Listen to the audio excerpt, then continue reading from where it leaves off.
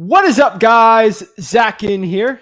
Rick in here. And in today's video, we're going to break down the entire wholesale real estate process for beginners. We're going to break down exactly how to get started wholesaling real estate, how to make money in wholesaling real estate, and most importantly, when you're starting out, what you need to know and exactly the process. So if you are brand new, if your crazy uncle, brother, sister, aunt told you about wholesaling real estate, this is the perfect beginner's guide today on actually how to get started in this business. This is going to be really exciting. I think a lot of the beginners out here in wholesaling real estate can actually gain a lot from this. And we're really excited to break down everything you need to know about getting started in wholesaling real estate.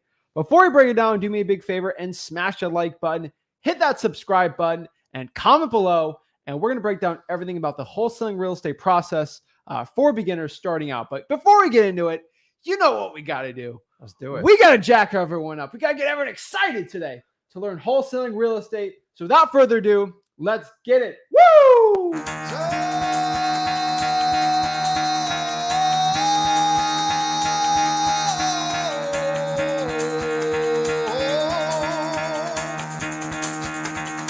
Get the fuck out of bed, bitch. Go.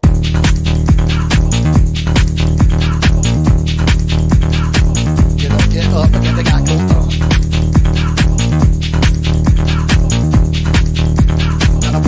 Time to wake up, bitch. Get up. Get up, bitch. Get up.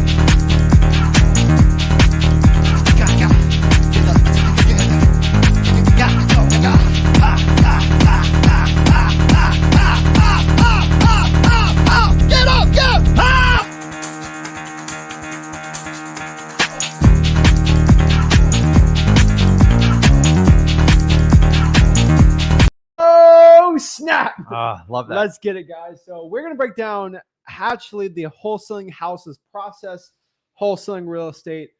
We have so many new people that come in every single day on this channel, and they want to learn how to get started in wholesaling. So that's what we're going to do today. That's really what we're going to focus on, is getting started in wholesaling real estate, wholesaling houses. Before I break it down, let's answer the one question before we break it down. You know, the most common question I get asked from beginner or from people that don't know already: is wholesaling a scam? I've heard that since like 2003. So it's there's a certain amount of people out there that if it sounds too good to be true, they put it in the scam kind of like the scam bucket, and it's just an easy way for people to discount. They go, I don't want to do that much hard work. I'm fine with it. Listen, you got to do your own research on stuff. But I'm here. I've been doing this 20 years. I'm going on 21 years. Obviously Zach's involved in the business. If it was a scam, I would have been called to the table by now. So let me dispel your myth. The scam is only if you don't want to do hard work, then yes, it is a scam.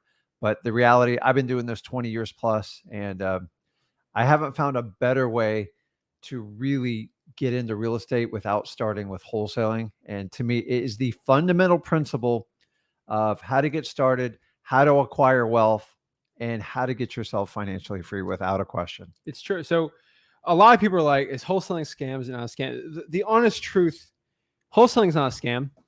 Like, it's so funny because like every single time I get a real estate wholesaling check, guess who hands me the check? Yeah. An attorney, right? Yeah. It's like, it's the biggest scam in the world because I have the attorney conspiring with me, the title company. Yeah. I have the law on my side. Guys, we have a book right here. This is a book, How Real Estate Fortunes Are Made. Okay. This book is from the 70s. The pages are yellow in it. The pages are yellow. This is talking about creative financing, wholesaling, real estate investing from George Bockel. Everyone's like, real estate investing, wholesaling. Guys, this has been done since the 70s. And he ain't a young fella. And he wrote this in the 70s. This has been being done since pretty much the 1900s, more or less, really when the banking industry came about. It became a lot easier. Who do you think are wholesaling? The big banks, the big corporations, all these type of people, and kind of wholesaling is its own little thing. Really, when you look at real estate wholesaling from a beginner's perspective, you're just having a finder's fee. And finder's fees have always been there, right? You get a good deal on like in the 1800s of like some nice gold or silver doubloons, or like hide skin or like beaver, like in the 1600s, old North America. Like there's always a finder's fee. And that is basically what we're doing in real estate wholesaling. We're finding houses and we're getting finder's fees for having good discounts on those deals. Every business, since pretty much the dawn of capitalism, you can go back to ancient Venice when they used to do like the Phoenicians and there's finder's fees. This is just the fundamental part of human nature. It's wholesaling. Yeah. You are literally just getting a finder's fee on finding a discounted good or service. We're not doing a discount on some sneakers. We're getting a discount on houses, which gives us a lot more money. So the honest truth is, guys, this business is done forever. I picked this up actually at a property I bought. The guy had an entire book of like real estate, and it serves two purposes. Number one, this person had a box of such deep knowledge. It was insane. This was what date did we say this one's from? 70s. Okay. Right. And what happens is it shows you like the information was amazing. It was still at people's fingertips in the 70s, 80s, and 90s. Here's the difference. You can either leave the stuff in a box and do nothing about it and have dreams and aspirations and never do anything, or you can do something about it. If you ever have a chance to go to a garage sale and you find these old books, like, you can't go back in time and make this stuff up. So like a lot of people like, oh, I invented cold calling. I invented this. I invented this method. Dude, BS. The only scam out there is like a lot of the coaching business guys pick these books up for like $1 or $2. Like they're amazing stuff. It's true. So like, we're just telling you, like, I get asked that question all the time. You know, it's hilarious to me that like this business has been going on forever. You know, wholesaling is both older than the both of us. It will be, when we pass, it'll still be going on. It's been going on hundreds of years. A lot of people think wholesaling just came about in like 2012, 13. No, guys. I'm one of the dinosaurs who was doing it back in 2003. And everybody gets taught or learned a technique from somebody else to a point. So let's give claim where it started, which is once real estate started, which was so let's break it all down. So let's get into wholesaling houses explained. Let's kind of explain this wholesaling real estate process and explain everything you need to know.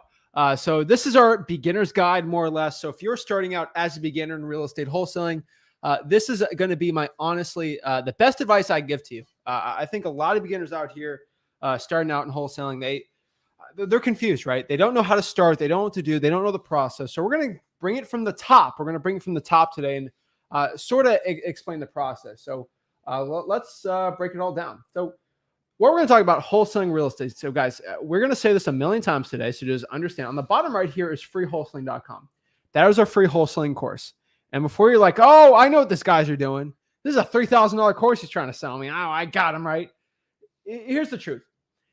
In wholesaling real estate, yes, you do need knowledge. You do need a mentor. You do need the information to know what to do.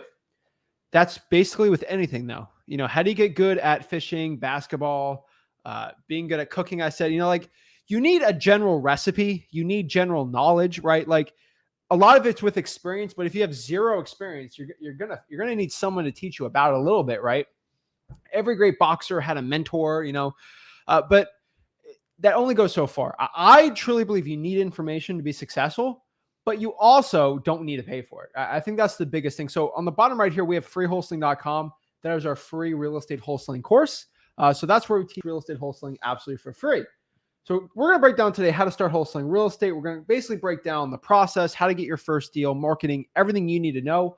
We're all going to break that down absolutely for free today.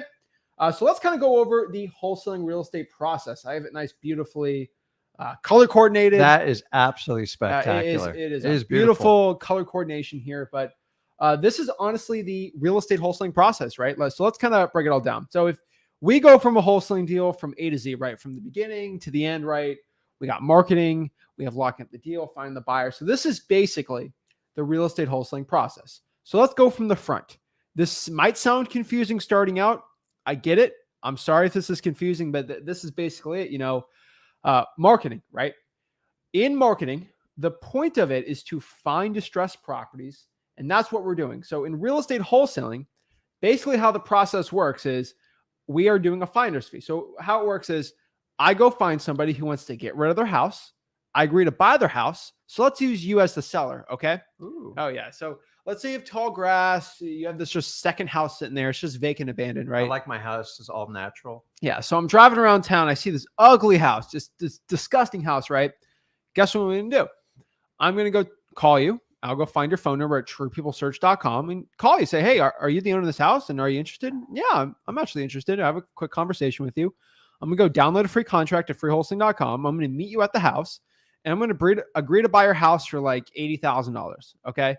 I'm going to write Zach Ginn agrees to buy 123 Main Street from Rick. We'll have to talk about that number. For $80,000. Then you sign it, right? Mm-hmm. And then basically what I do from there is I bring it to a title company and they basically will do the title for it. And what I'm going to do is go find a rich landlord or like a house flipper, basically aka a cash buyer, someone who's actually going to buy that piece of paper. So I just wrote a piece of paper for you to buy the house for $80,000. I'm not selling the house. I'm selling the piece of paper on that, right? So what I'm going to do is sell that piece of paper to a cash buyer. And what I'm going to do is sell it to him for about $20,000 above the 80. So I'm going to sell it to him for $100,000. Okay. At closing, he is going to give to the title company $100,000. $80,000 that's going to go to the seller, which we agreed to give you 80 grand. At the end of the day, you're happy, right? You got your 80 grand. Happy.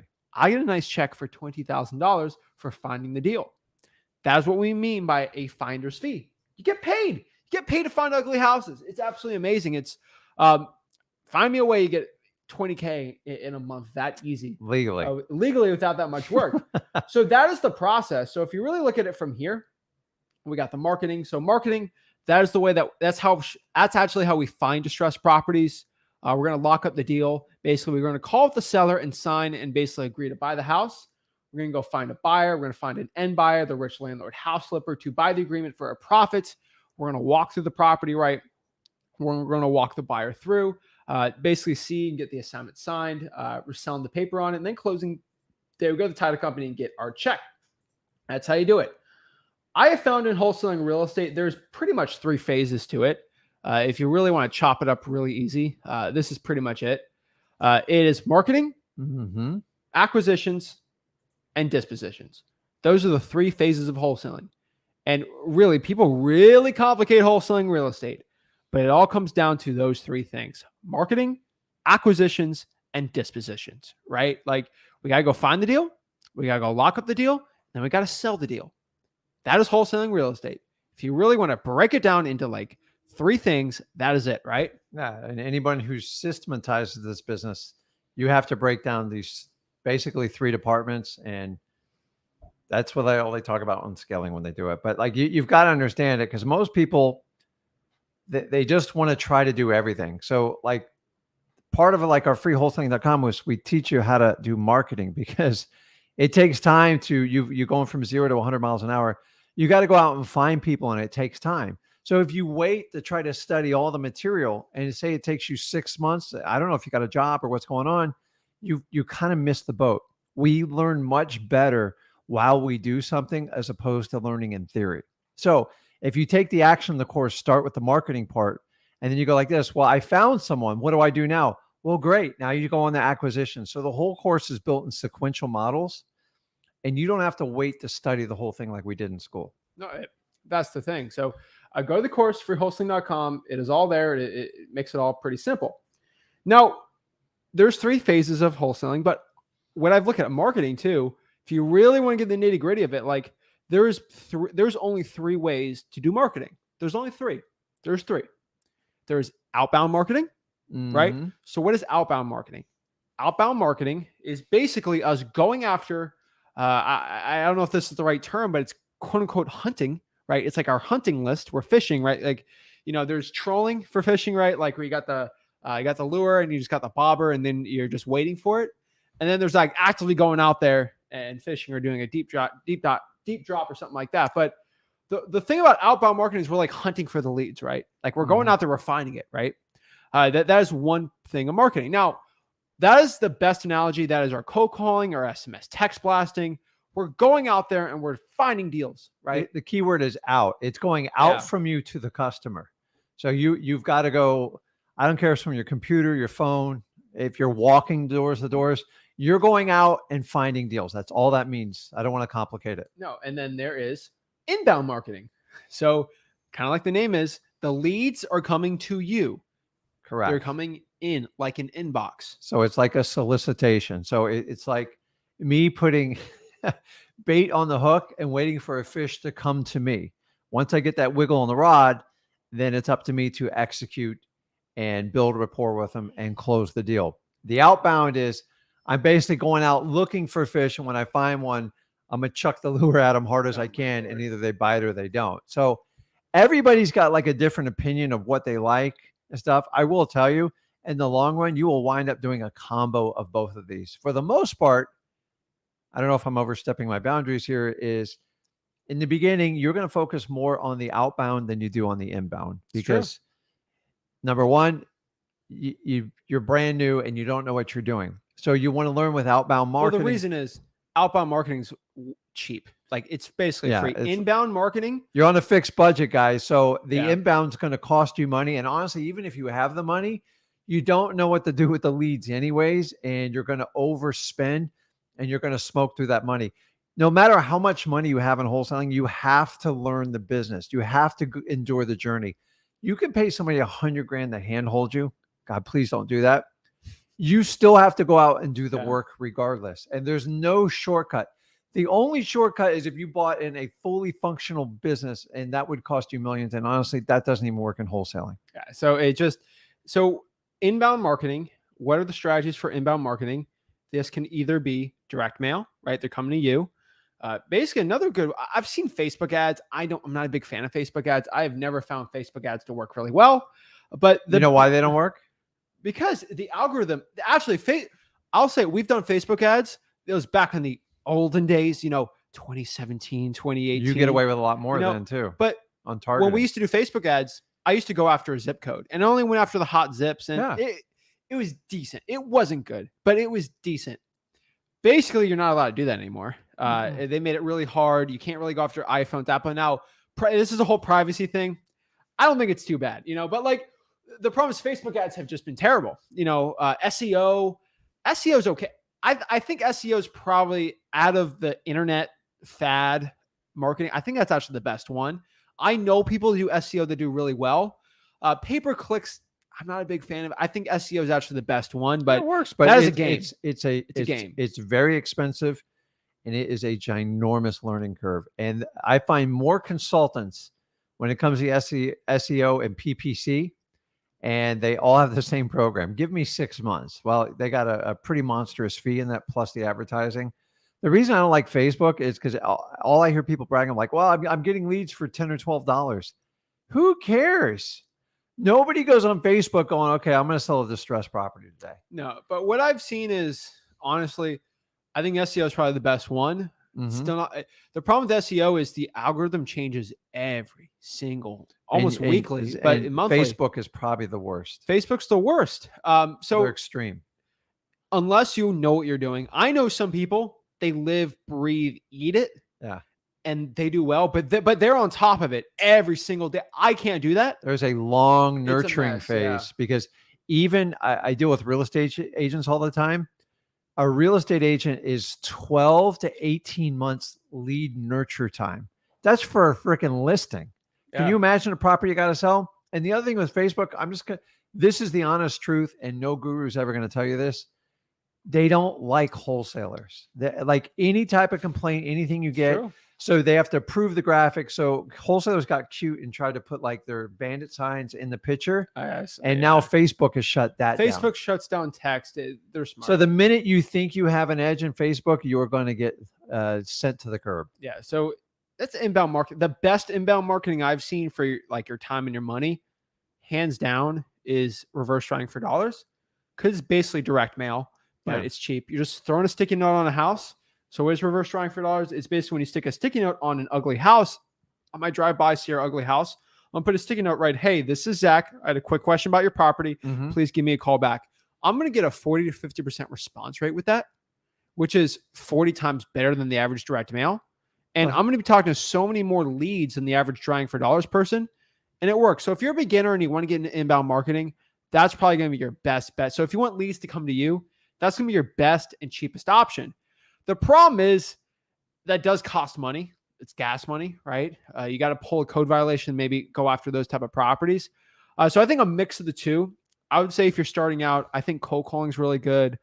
Some government list cold calling that, skip tracing on truepeoplesearch.com, do some reverse drawing for dollars, but you just got to test these out. Now, the last one here is everyone thinks it's only outbound, inbound.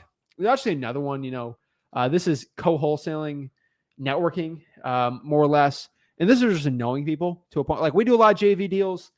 It is a part of it. Like it is a way of marketing.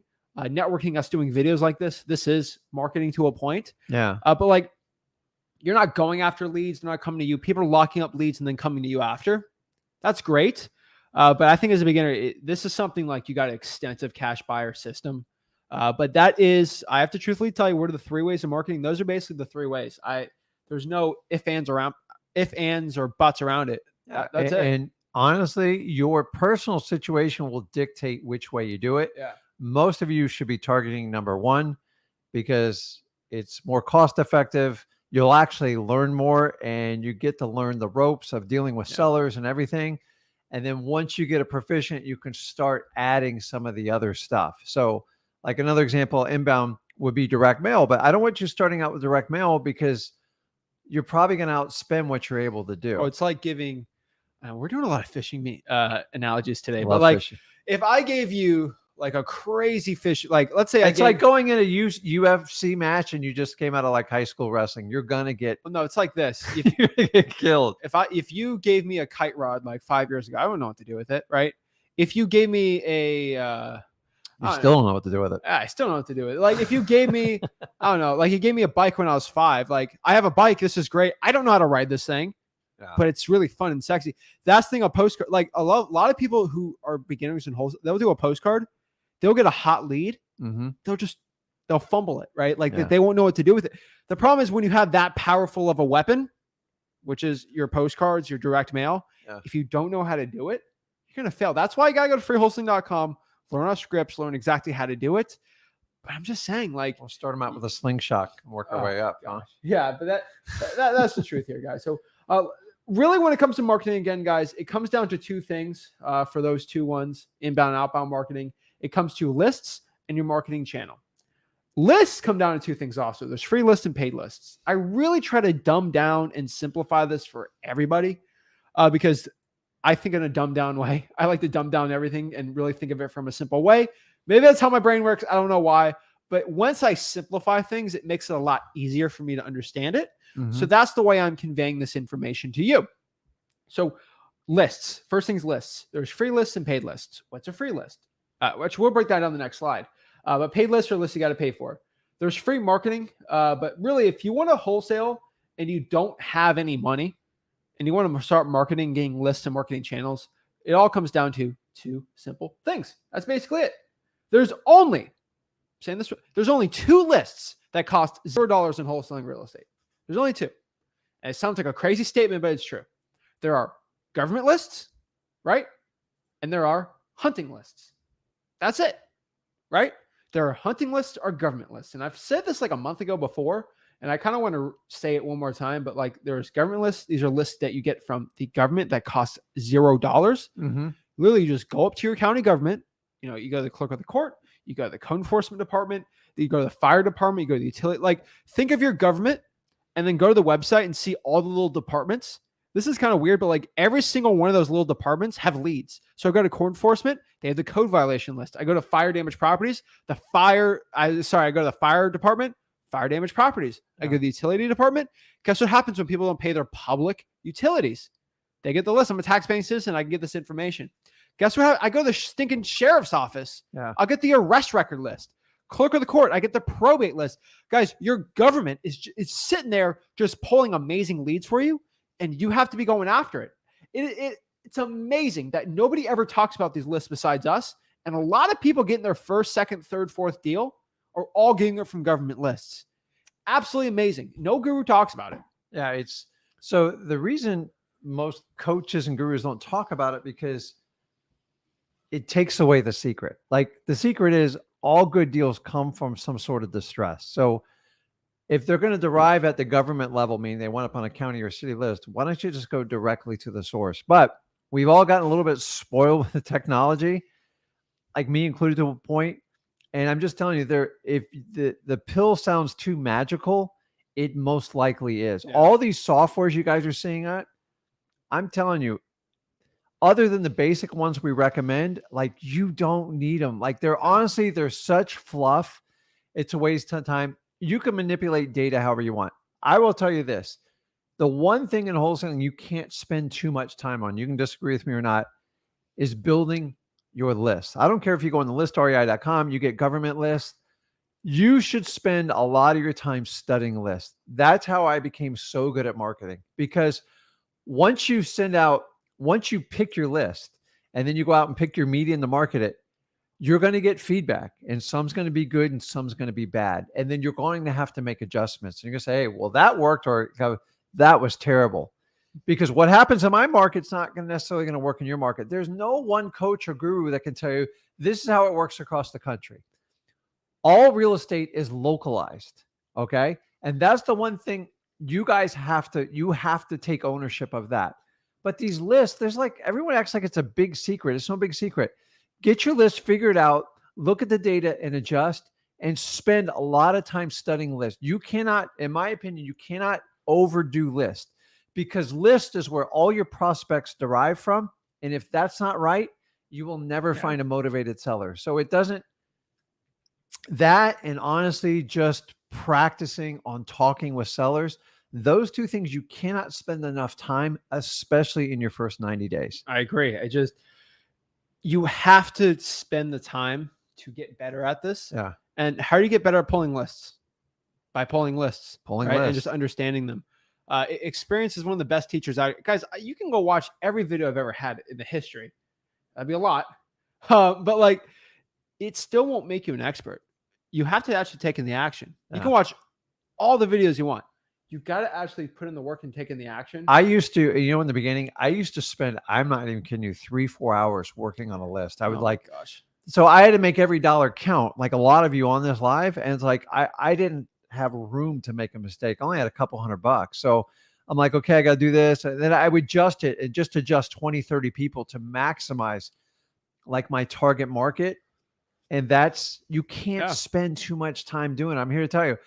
On the other hand, if you spend 3 or 4 hours comping, it will kill you. It will paralyze you and you will never do a deal. I agree. So take that extra time you're doing comping. It shouldn't take you more than 10, 15 minutes, and spend it on list building and practice the ability to talk with sellers so you can role play. So when it comes for the real time, you can do it. I put Jay on the shot clock yesterday, right?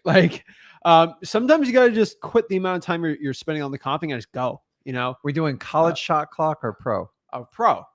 I'm not doing the 30-second one. That's like forever, isn't it? All right. So hunting lists. Let's talk about the hunting list. So that's so kind of like I said before, these are lists we have to go outside in the wild and find. So these are drawing for dollars, right? Technically free. You can walk for dollars. Technically, you can run for dollars. You can go out there. You can do Zillow for sale by owner. You want to run for dollars today, though? You can go Zillow for sale by owner. You're actually going here and calling these. You guys see me every Tuesday doing it. Every group's scared to do it. They're scared. These gurus are scared of us. They're what are they all recorded, or they're just calling a real estate agent? Yeah, they're calling the grandma. It's the grandma on the other line. Calling a real estate agent. Drives me crazy. You guys should pick random people for them to call and make sure it's live. That way, it's authentic. Use a spinner wheel. They won't do it. So these are government lists. What are government lists? Again, this is the full breakdown. These are code violations, probates, water shutoffs, liens, fire damage properties, arrest records, pre-foreclosures. I can go on forever. Evictions. Divorces. Eviction. That's where the etc. comes from. I didn't know. Yeah. Basically, it goes on forever. So if you want to get the full breakdown of it, just go to freewholesaling.com. Is that like a Latin word, etc.? I think so. Probably overall. It's Latin. Whatever. So I think everybody abbreviates it because you can't spell it. I think it's ET something, but I'd like to put you in a spelling challenge right now. Oh yeah. So government lists you get from freewholesaling.com. I can go forever on it. If you want to see me actually pulling, it's all there at freewholesaling.com. But amazing lists, all the code enforcement. Basically, you get these all from the code enforcement, clerk of the court, public records online or in person. Even go to the court dockets, the fire department, sheriff's department, utility department. Guys, just go to freewholesaling.com. It'll make your life a lot easier. I promise you. Now, where the hunting lists come from? Trying for dollars, reverse trying for dollars, door knocking. I'm not a biggest fan of door knocking, but technically you can if you're going hunting for these lists. You can cold Facebook message people. Ooh, You that's can a good one. JV people. There's a lot of ways to go out here and hunt for deals, right? I think a healthy mix is both of them, right? And just seeing which one you really like. I think, honestly, really for free, that's it. You know, I would like to add in bandit signs, but they do cost money, so I'm not going to put it in there. I like bandit signs, but you can do it on a budget. Just write them yourself. Don't get them printed and don't buy them from these companies. They're going to kill you in shipping charges, and they're going to want you to buy 500 signs. I agree. It's crazy. So let's talk about the free marketing channels. So what are the free marketing channels? So marketing channels are a way for us to actually go out here and target people. This is basically, it's kind of the, if you really think about it, it is the bow and then the arrow is the list. If you really want to get into an analogies, right? The list is what's going to help us with it. It's basically, it's two things really. Like if the list is good and the channel's bad, you're going to fail. So like cold calling is the most common one, right? So for example, I could have the hottest list ever for cold calling, right? Mm-hmm. And I go tell you, and I'm just like really tired and I don't talk well. And like, hi, what do you want? Hi, you sell your house? Like, do you want to sell that? Yeah. It could be the best list in the world. I'm going to be terrible, right? Vice versa. If I am the greatest cold call in the world and if you give me a list of multimillionaires and I'm trying to buy their 4th beachfront house, in the Hamptons, I don't care. I'm going to be terrible, right? Yeah. You need both of them. One's not going to work without the other. And that's what you need for success here. So it's going to help you so much, guys. So cold calling is number one. Text blasting and DMing people. That's another free one. You can text blast for free, Google Voice, Facebook. You can slide in the DMs, as the kids say. That's a really good way to actually get it for free. You don't really need any money. You can drop voicemails in. You can just call someone and voicemail them there. For a list you have, networking is a free one, the co-wholesaling. Reverse drive for dollars if you can walk or run. Technically, we'll put that in there too. But the next part is like, how do you talk to sellers? I always say, so we have the marketing channel right here, right? We actually know how to go out here and actually talk to sellers. The next part here is talking to a seller, right? So I'm cold calling, get a good lead. How do I have a conversation with the seller? How do I act like a sort of a expert, more or less, or like someone that I kind of know what I'm talking about? How do I become good enough where I know I can close the deal, right? And you don't need experience. Yeah, I mean, so many people think you've got to be the super slick, like Grant Cardone salesman. Like no diss to Grant Cardone. I enjoy his marketing, but the reality is we're in an era where people, they thrive on truth and authenticity. What you basically have to learn in wholesaling is just in the beginning, you just got to learn how to qualify people. Yeah. Your qualifying will walk you through your pitch and your funnel. And honestly, you got to seek the motivation out first. Let me interrupt you here. Yeah. What is qualifying? Is asking questions. That's it. Qualifying is the art of asking questions. People think you have to be qualifying is interviewing. It's like knowing how to interview someone. Yeah. And it's just teaching you how to have a conversation. Yeah. Like, do you guys hate when a salesperson calls you and you can tell they're going through a script? Oh my gosh. And the minute you interrupt them, they're like, hold on, wait a minute. Let me get through my script. I'm done. So like we're big fans of learning how to have conversations with people. And a conversation simply is taking your 4 qualifying points and doing it in a systematic way just to ask questions so you can get to the truth. Number one, see if you can help the seller out and see if they're going to be a good fit for your program. That's all you do. You are not, let me repeat, you are not selling and wholesaling. You are strictly qualifying. Yeah. Everyone thinks you got to sell. No. Well, what about cash buyers? Oh no, you're pretty much an order taker at that point. You want this deal? You want that price? Show me your proof of funds. That's it.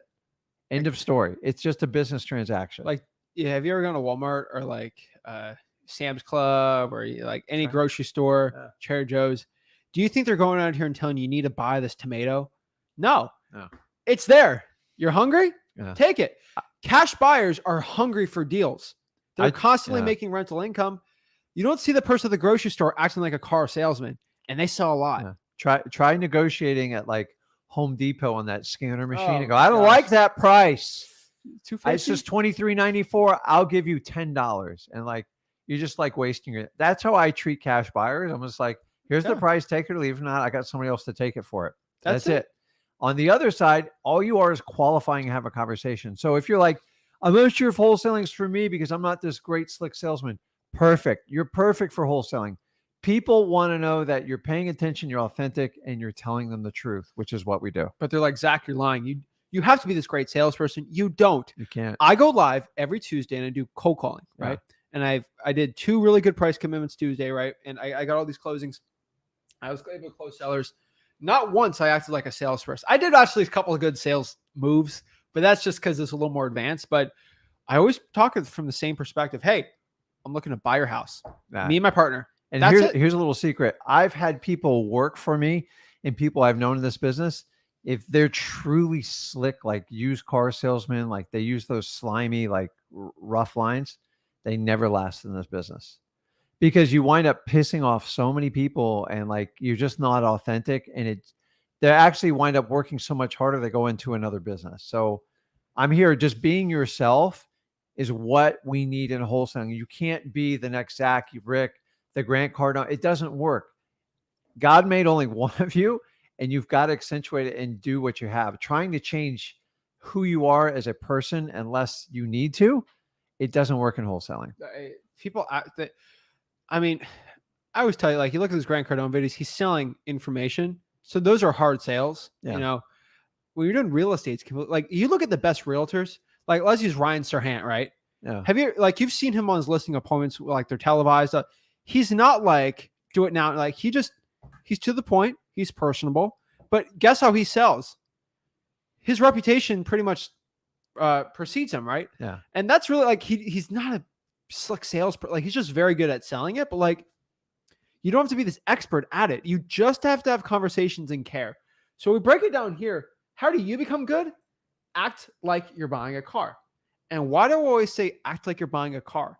Because so many people, they freeze up when it comes to talking to a seller or cold calling. And then I ask them like, hey, have you ever bought in a car? Oh yeah. From just a person off of Craigslist. Yes, all the time. Well, were you nervous to go talk? No, I wasn't nervous. I'm just buying a car, right? Yeah. If I go there and I don't like the car or they don't like the price, I'm just not going to buy the car. They have no hesitation. There's no stress. They don't care because they know if it doesn't work, they can just walk away, right? They don't have to. Oh, when it comes to real estate, oh my gosh. Oh, they're stressed. They're sweating. They're like, what do I do? Oh my gosh. Same exact thing. When you buy a car, you don't act like you're an expert buying the car. Mm-hmm. You don't. Hey, I was looking to buy a car. I drive a car. Hey, I live in a house. I'm looking to buy a house, right? Yeah. It's very basic. Like you don't act like you're a master mechanic when you're buying the car. You don't act like, oh, look at the fourth. How is this twin turbo? Is it? No, I'm looking to buy the car, right? Yeah. And it's pretty simple. How do you know the price of the car? What are other similar cars selling for? Oh, okay, like I know it's a good deal. Not really simple. So when I go and actually go to the house, I'm looking to buy your house. You're looking to sell it? That's it. So many people who start out in wholesaling, they try to compare it to traditional real estate, one with a lawyer and a real estate agent. And that's not what we do. Those people have to be super slick, like salespeople, because you got to talk somebody into paying something retail for something they don't even really need and pay a premium because they're using so many professionals and everything's got to be polished and clean. When it comes to wholesaling, you're just looking for like 5% of those transactions out there of distressed property. And those people, honestly, they don't want an expert on real estate. Can you solve my problem? Yes or no? And honestly, you don't even have to know everything. I tell you, my first 3 deals, I literally thought I was going to die of like a nervous breakdown. I had no idea what I was doing. All I did though, what I did well is I focused on the person and I told them, listen, either I'm going to buy your house or I'm going to help you get this problem solved. And then I just asked the questions. I went through, got all their information, and then I turned around and I would put an offer together. Sometimes I would come back because I didn't know. And if I didn't have an answer, I'd go get someone to help me out. And honestly, telling the truth is so much easier in wholesaling. The more fake you are, just the shorter your career span is going to be. So start out on the right foot. Honestly, everybody thinks it's about the real estate. The reality is wholesaling is about the individual and the person. The real estate is just a byproduct. It's a math problem. So if you can solve, when people make a decision to sell a property for wholesaling, it's an emotional decision. So we focus on emotion. When people try to buy a piece of property with real estate agents and lawyers, they try to make it logical, and then they got a nice, pretty realtor to put them over the top. Like, your wife deserves this. Your kids deserve this. Wholesaling completely different. It's amazing. I've always found there is some, like, if you do implement some of the technically car salesman type tactics, if you implement like 5% in there, you're going to be good. Like, you have to control the conversation. That's technically a sales tactic type conversation and direction is. That's what you control, because if you don't, you're nothing more than an order taker. It's very indirect. The days where you can corner somebody in the corner of a room and go, listen, you're going to take this price or else, it doesn't work. You're just going to freak them out. It's not the right way to do business. So like an example right now, we teach a lot of people go, oh my God, they want to bring in an attorney in. I'm like, who cares? Like, I don't want the attorney, but honestly, if you fight the attorney, you look like the person trying to hide something. So we just teach you tactfully on how to navigate through the attorney. And one thing I always tell people is, if you're upfront and honest with somebody, you're actually gonna, like, when I lowball people, you see my live cold calls. If I go and lowball somebody, I'm straight up and honest with them. Hey, I can buy it at this. Yeah. Or me and my partner can buy it at this. There's no lying. There's no like trying to convince you. This is what I can do. I'm not lying. I'm not trying to convince you to take it, but that's what I can do. Right. And yet there is some tactics to it, right? Like, we do teach at freewholesaling.com, like, condition the seller will be better, right? There are tactics that help increase it, but it's not essential. The one thing that is essential for your success in sales and wholesaling real estate is confidence. Yeah. If you do not have the confidence, which confidence is technically just a belief in yourself and of what you're saying, a conviction in your soul and your heart of what you're doing, and a belief in your brain, that's all confidence is. Confidence doesn't mean you're right. That is one thing you can tell pretty quick. Confidence doesn't mean you're right, but confidence is a belief in yourself, more or less. And what do you have to have confidence in wholesaling or talking to a seller? It's that belief in yourself that you can buy their house cash with you and your cash buyer and your partner, technically, right? Yeah. If you don't believe that you and your cash buyer can buy the house, you're not going to have that confidence. And if you have a legit cash buyer and they have a proof of funds, you should have all the confidence in the world to go and talk to a seller. Hey, I'm looking to buy a house, me and my partner. Yeah. Boom, right? So here's how it works, guys. You have a belief. If you believe in wholesaling, you go, listen, this resonates. It's exactly what I want to do. I want to be financially free and get control of my life. That's your belief. Your conviction is basically your discipline and your rules. Like, no matter what, this is what I'm going to do to get my first deal. And I'm going to stick true no matter what happens. And then from all that culminates to your confidence. And you have to kind of stack them that way, because if you don't even have a strong belief, if you doubt wholesaling, you don't think it's going to work, don't do it. It won't work. If you strongly believe, go, hey, dude, Rick's been doing it 20 years. Zach's been doing it almost 5 years plus now. Why can't I do it? You are absolutely right. But the thing is, the biggest enemy you're going to fight in wholesaling is going to be that little talk you have between your ears.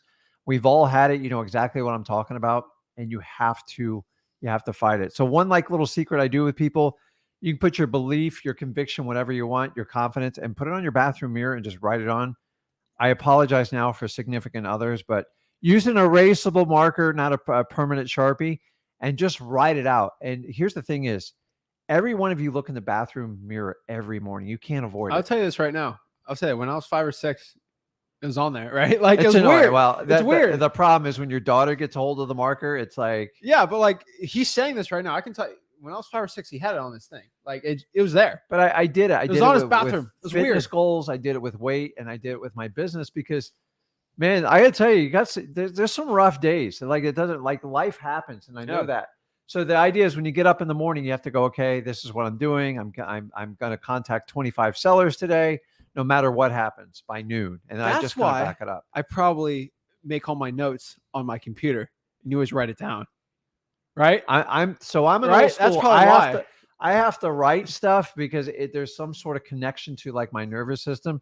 So even when I go to like any type of learning seminar, I don't do masterminds because I don't find a lot of them beneficial because most of them won't tell the truth.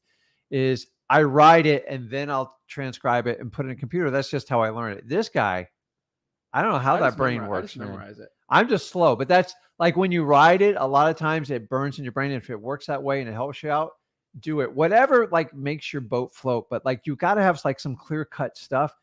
Doesn't cost any money to write it on the bathroom mirror. Just don't use a Sharpie.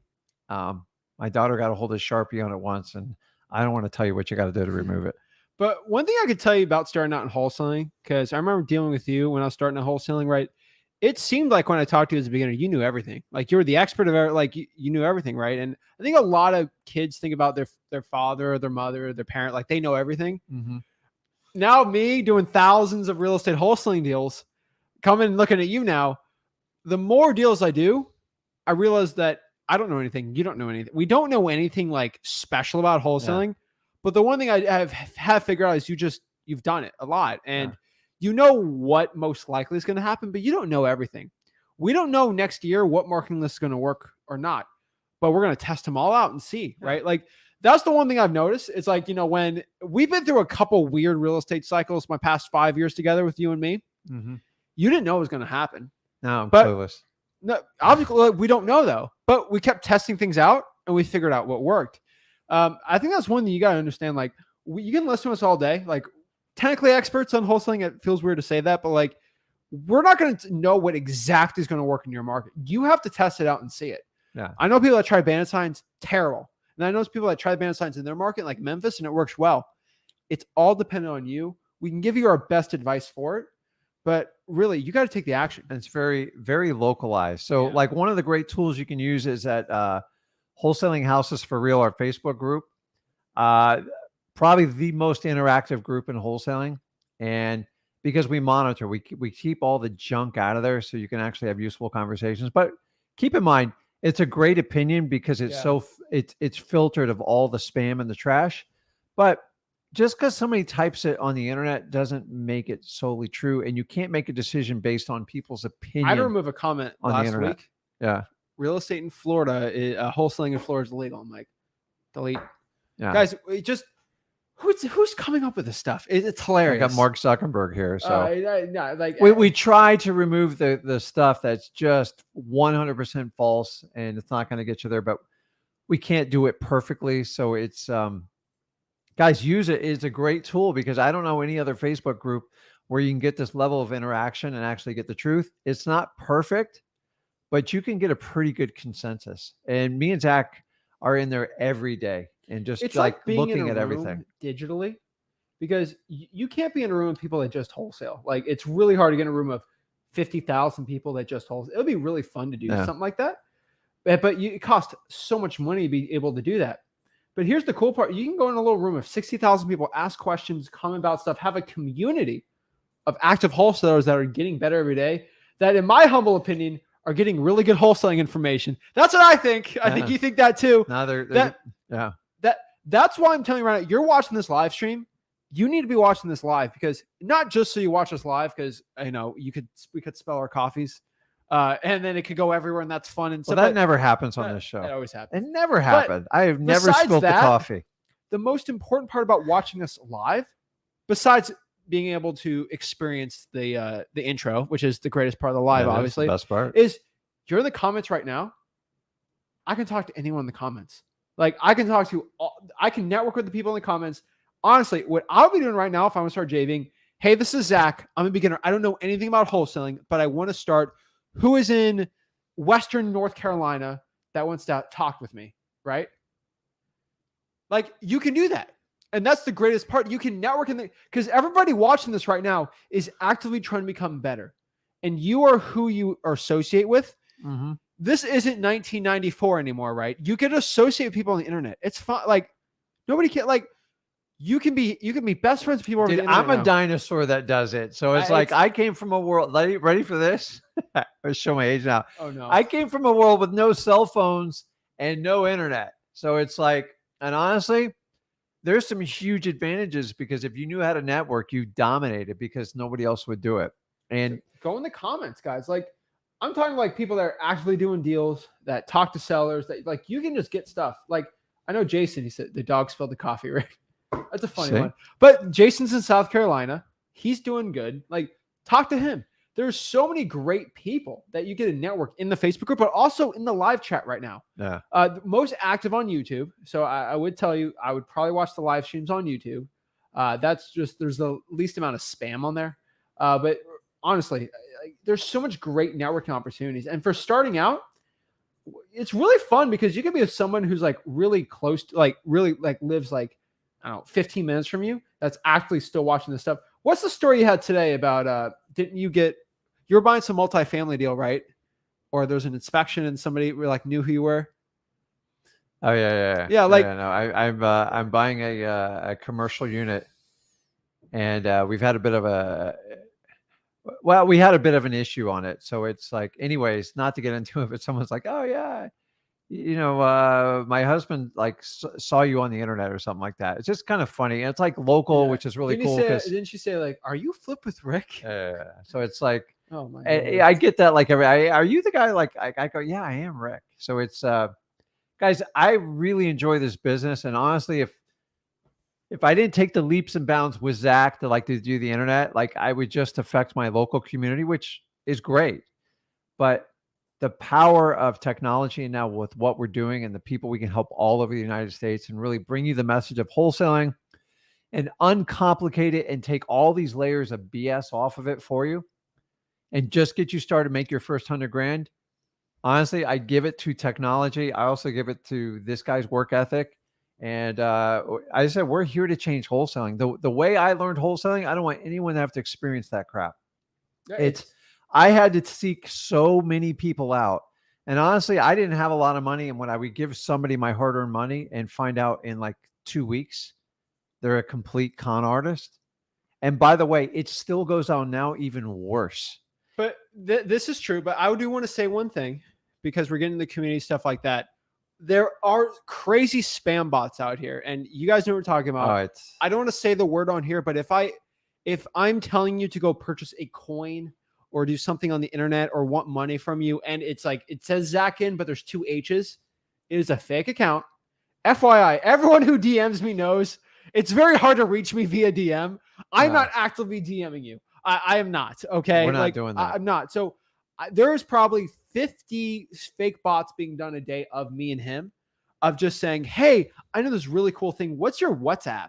We're not going to just FYI for everyone. I don't do that. Okay. We're never going to ask money for you. We're not. So I make it super simple. There's so many fake accounts out here. I had one DM bunch of people trying to scam people out. It was ZECH, GINN, like just guys, just FYI, like we do have these big if someone's messaging you saying they're one of us, guys, it is not. And I beg you, please do not, because you're like, what's your wiring information? Wire me 10 grand. I'll give you 30,000 back. Guys, no. Okay. I don't want your money. I'm not going to give you money, but I'm not going to take your money. I don't want the only way you can pay me is if you do a JV deal with me, we can split the deal. Okay. Just FYI guys, there's going to be, everyone sees it here. Everyone sees it in the comments. There's so many people getting DM from fake Zachs. The only way you know if it's a real Zach or not is by asking questions. Yeah, ask very detailed questions. What is my favorite NFL team? Yeah, there you go. That's ask me that, okay? And then ask me who my favorite football player is. And I will clearly tell you what it is. And if it is not on that team, then it'll be wrong. And then lastly, what you want to make sure is just ask me who I hate. Ask me very, very weird, specific questions that I would know. And it'd be very easy for me to do. But guys, I will never ask you for anything. So just FYI, there's bots going out here doing it. I do have to reveal it. There's bots coming out here every day on this. So it's in this feed here too. I can't do it. Just kind of get it out. I can't get out of it. So just everyone understands that. Okay. So if somebody asks me, I don't want to talk about Tom Brady right now because now we lost a first round pick due to Tom Brady. Tom Brady's ruining us, and he's not even on the Patriots anymore. He's ruining us. I don't even. I don't even want to talk about it. How are you talking to the guy when?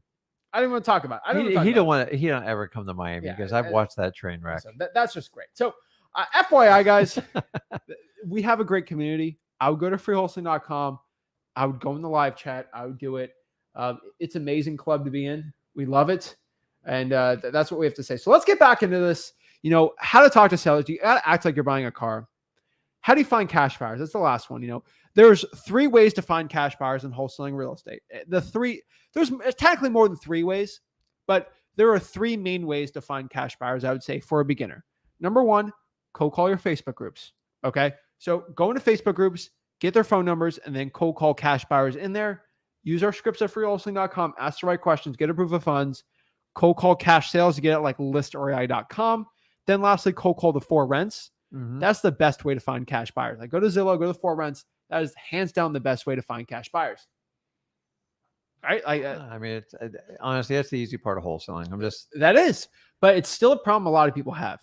So it's very, very important that we kind of answer that right now. But it comes back to the question, about wholesaling real estate. How do you get started?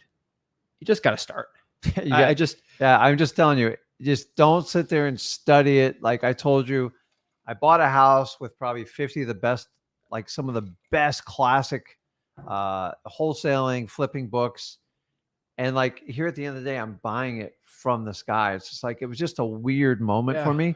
But I will tell you, man, those books are full of gold in there, because there was at some point, everybody told the truth about like real estate investing. Something happened in around 2010, 11, and it just turned to fluff. I don't know what happened. It was all about the coaching dollars, guys. And why not? If I can make millions of dollars of coaching and and I can sit behind a desk, why not do it that way? And I'm just here to tell you, it's really, really changed. So if you get any of the old stuff, like the Carlton Sheets like grew up in my town. So it's kind of really neat. There's a few others too. I'll let you guys do the research on it, but so let's break this down. So one thing too, I do want everyone in the chat to go network. So this is wholesaling house for, I don't think you've seen this. You might have. This is our breakdown on wholesaling houses on the top cities that people are living in. So I'm saying right now, guys, if you're in any of these cities, you do go tell your, network with people in it. There's every city, they're learning wholesaling. They're not in a guru thing, and they just want to learn for free, and they're great networking opportunities. Guys, I found so many JVing deals I can't sell, deals that I actually help people sell, all in these places. So these are the top actual cities. So the number 1 city is New York City. Obviously, it's the biggest one. But we have a huge New York City presence. So for New Yorkers out here, guys, network with other New Yorkers. There's a lot of You're them. 1 subway away there. I've been to New York. I love it. What's it called? Like the Y subway? What do you mean? I don't know. Don't they label I've only been to New York a few crazy. times. I love New York. I don't understand. I would be lost if I didn't. I'm definitely going back there. Houston, Texas, LA, San Antonio, Phoenix, Atlanta, Chicago, Dallas, Philly, Charlotte, guys. If you are in any of these cities, guys, you need to network with other people and just go and talk to them. I think it's always fun to see. So how do you actually talk to me one-on-one? So let's do some one-on-one calls. Let's have some conversations with people and really break down how to get started in wholesaling. But the last thing I could tell you is how to make money in wholesaling real estate. Taking action. I recommend go to freewholesaling.com, learn exactly the entire wholesaling process again from A to Z. Get a marketing list, start marketing the sellers, get a deal locked up, sell it to a cash buyer, get your check, quit your job, create the empire of dreams, create the life of your dreams, and run off the sunset and become a full-time real estate wholesaler. That's the goal. This is what I did. I am no different than anybody watching this. I just got to the point where I was so fed up with my corporate job. I'm like, it can't be any worse. And I had hiccups just like everybody else on here, but here's the difference. I just took the action. I met with a ton of sellers and I just didn't stop. And I got through it. I had my conviction, and here I am 20 years later, and I'm still doing the exact same thing. I'm better at it, and I can do much more advanced deals. So in the beginning, it's going to feel awkward. It's going to be a little bit intimidating, but honestly, it's going to be, I'd rather you be uncomfortable now than horribly uncomfortable later, because if you stay in your current position, you're going to hit a point where you're like, I can't take this anymore. And so I rather you do it while you have options. You have options always in life. If wholesaling is running true to you and it's like rings your heart bells and like it resonates with you, then just go do it. Like I have no special skill sets. I promise you my SAT score, if you have a 6th grader, it could probably crush it. Oh my gosh. I mean, the SAT was horrifying for me. I didn't do well.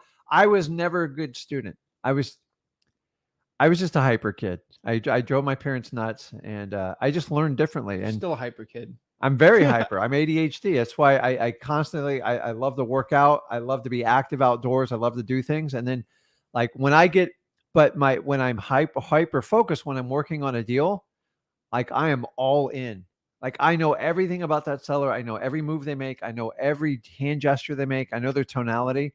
That's why I do so well, because I pay attention. But the problem is sometimes if I have too many things going on, like I get a little overwhelmed and I start going all over the point. So the really good thing at wholesaling, if you have that issue like you do with me, once you get in front of a seller, it's just like one-on-one, and like I shut the world down. And by the way, here's a tip.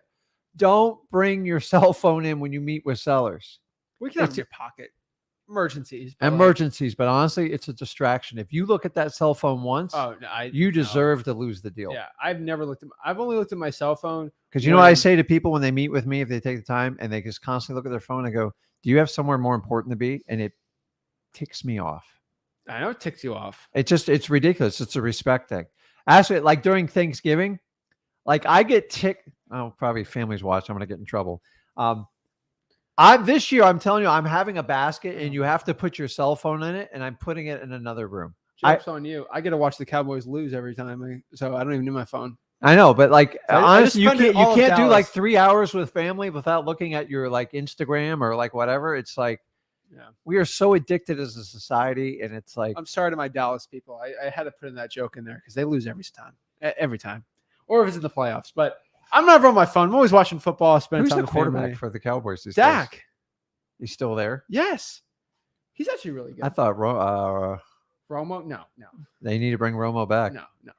Prescott's good. They're going to overpay that quarterback and Ezekiel. Like once these salaries get so high, these teams are doing. I like Tony. He's pretty good there. But guys, I'm just letting you know, you're starting out in real estate wholesaling. You got to take that action. That is the key here. So let's answer some questions we got here. Let's kind of break things down. So let's go hear some questions and answer it. Kamikaze says, I feel like the wholesaler is getting seen as the used car salesman in the real estate game. It's never like that. You're only seen as used car sales if you do something bad. The only thing that makes wholesalers bad is from bad wholesalers. I'm telling you, I feel like I'm a good wholesaler. I always do the right thing. Yeah. In any industry, and this kind of stinks. This is technically for wholesaling real estate, so it kind of stinks to say it. But like, if there's an industry where it's legal to do a wrong thing, they're going to exploit it. Like teachers, cops, everything. Like everything. Everything. You know, firefighter didn't put the fire out fast enough. So you got to understand that just bad wholesalers, there's always a bad apple in there. That's never an excuse. But like if you're in an industry where you can get really, I hate to say it, but you get rich quick because you can in wholesaling legally, it's always going to attract people. It's going to attract the people that actually need it. The single moms, the single fathers that are trying to change their lives, or, the married guy or gal that's just trying to get rid of their job. That's who attracts, but it also attracts the wrong crowd, the little pumps of the world. But that's been the problem of wholesaling as a community in the last 10 years. The marketing is all about, I'm going to sit on the beach, sip a margarita, and watch me flip this house. Honestly, the business can't be further from the truth in that. And if I could just get all the coaches and the gurus to hold hands and just start telling the truth, it's hard work. It's going to take a lot out of you. But if you endure the journey, the reward is so much greater than the pain. I appreciate that. Well, it's like, listen, I'm telling you right now, you don't need a guru to learn wholesaling. It is a basic fundamental skill. Yeah. And it should not cost you $5,000 or $10,000. That is the old school way to learn it. And honestly, so that's like you paying for something. Let me ask you, when you go to dinner, do you prepay for your dinner and hope for a great experience? I wish I prepay for it. It's efficient. And that's the problem with it. Like once they have your money, the entire attitude shifts. And it's like, okay, well, we have this group, this community. It's like, okay. And then you start figuring out, is this one-on-one? Are there 200 people on it? How long does this last for? What does lifetime mean? What is evergreen? And then they already have your money. And then I saw one where you had to fill out a contract, an NDA and everything, and prepay. Then they told you what the course was. Guys, honestly, we lay our course out gotta and stop make it eating public food in for Miami. everybody. You gotta stop eating food in Miami. Because those little gastro pub Miami places What are you talking about? where you have to sign all that stuff. Oh yeah, no, I'm just It's no, those I'm just weird talking ones, yeah. that's unfortunately, there's a particular guru out there. You got to sign an NDA agreement. Have you ever heard of anything so crazy? Like, what do you have? Crazy. Like, do you really think you own wholesaling is not? Nobody owns the rights to wholesaling. That's why we make the dang thing free. You don't own it. I don't own it, and we got to share it with the world and help out as many people as possible because people are trying to profit off of you off this big secret, and it doesn't exist. I'm going to let the cat out of the bag for you. You have to put in hard work. You have to put in the time, and you got to endure it. And if you can do that, the rewards are immense on the back end. Yeah. I promise you. Indria says, wow, that's a great live. Simplified de-stressing. The point here is to de-stress you from regular like the way the wholesaling game has been before we came in was to stress you out, get you excited, confuse you, and then sell you a solution to unconfuse you in the process, right? Correct. And the point is what we do is we get you excited, we make it simple, and we unconfuse you to start taking action now. Guys, this technically would be our daily guru webinar with the people, right? Right? Technically, this would be my little presentation to my guru people that paid me all this money. Guys, you are in our mentorship. This is what the mentorship's public. Yeah. That's the only difference. So we just didn't charge you. And this is what you're going to get in a paid course. No, you're not going to get You're going to get a lot of bells and worse. whistles, and you're going to find behind the curtains oh, that's part of our elite program. And you got to sign up for the year-long membership. And it's like, listen, they want to shake you as fast as they can. The reality of the business, it's between a 90 and 95% failure rate from a paid guru. And honestly, that's not even my numbers. That's one of the one of the largest people in the industry. What does that tell you if 90 to 95% of the people fail? Do you really think it's just the material? So here's the cop out. Everyone is, well, they don't take action. They want to dream. No, part of it is your marketing is so enticing. Honestly, if I can make $100,000 sitting in a beach chair, sipping a margarita, sign me up. I don't even care what it costs. But the reality when you get it, it's nothing like that. And if you guys keep falling for this same scam over and over, why do you think there has to be a salesman on the other line to convince you to do that? Remember I talked about realtor and lawyers? They get shirts. They're in ties and suits and pretty dresses and perfect makeup. Why? Because they have to convince you to do something. Take the warning. The realtor and the lawyers just switched from there to the guru and the mentor. And none of these people are going to tell you the truth. It's just, I've tried to get everyone to do it. They're not going to do it. There's a few, they're not all bad, but I'm just telling you for the most part, it's rough out there. And so we've been labeled. That's why we teach everything for free. Yeah. So the whole skin in the game thing, it's a complete utter. Yeah. So call it what you want. I'm Kanina says I go out Tuesday, Thursday, and drive for dollars. Appreciate Kanina. Guys, we like to salute the action takers on here. Yeah. Guys, you get it. Congrats on their one. Everyone is taken, so be yourself always. Jason loves the shirt. He got it for me. So it was your Father's Day present. That was a great one. I do like good old fashioned fighting. Sorry. Oh my gosh. Jesus, how long did it take you guys to get your first deal? I got my first deal within a month. You were what?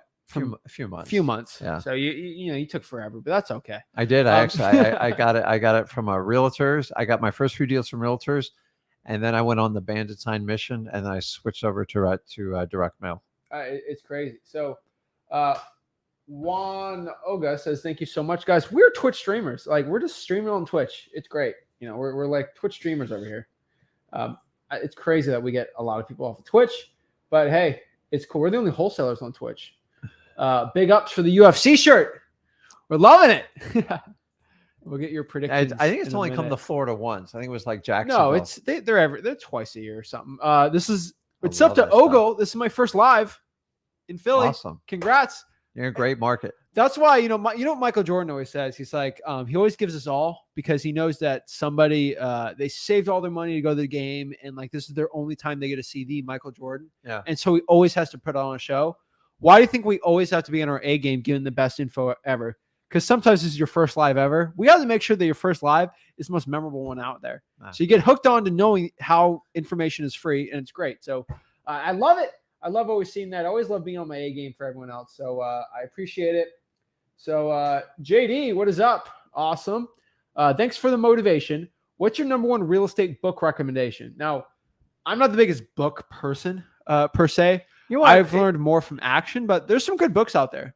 I was listening to Gary Vee the other day. You know what he flat out says? He's like, this notion where you have to read, he's not a reader. I know, but like, I'm kind of saying, listen, I read books.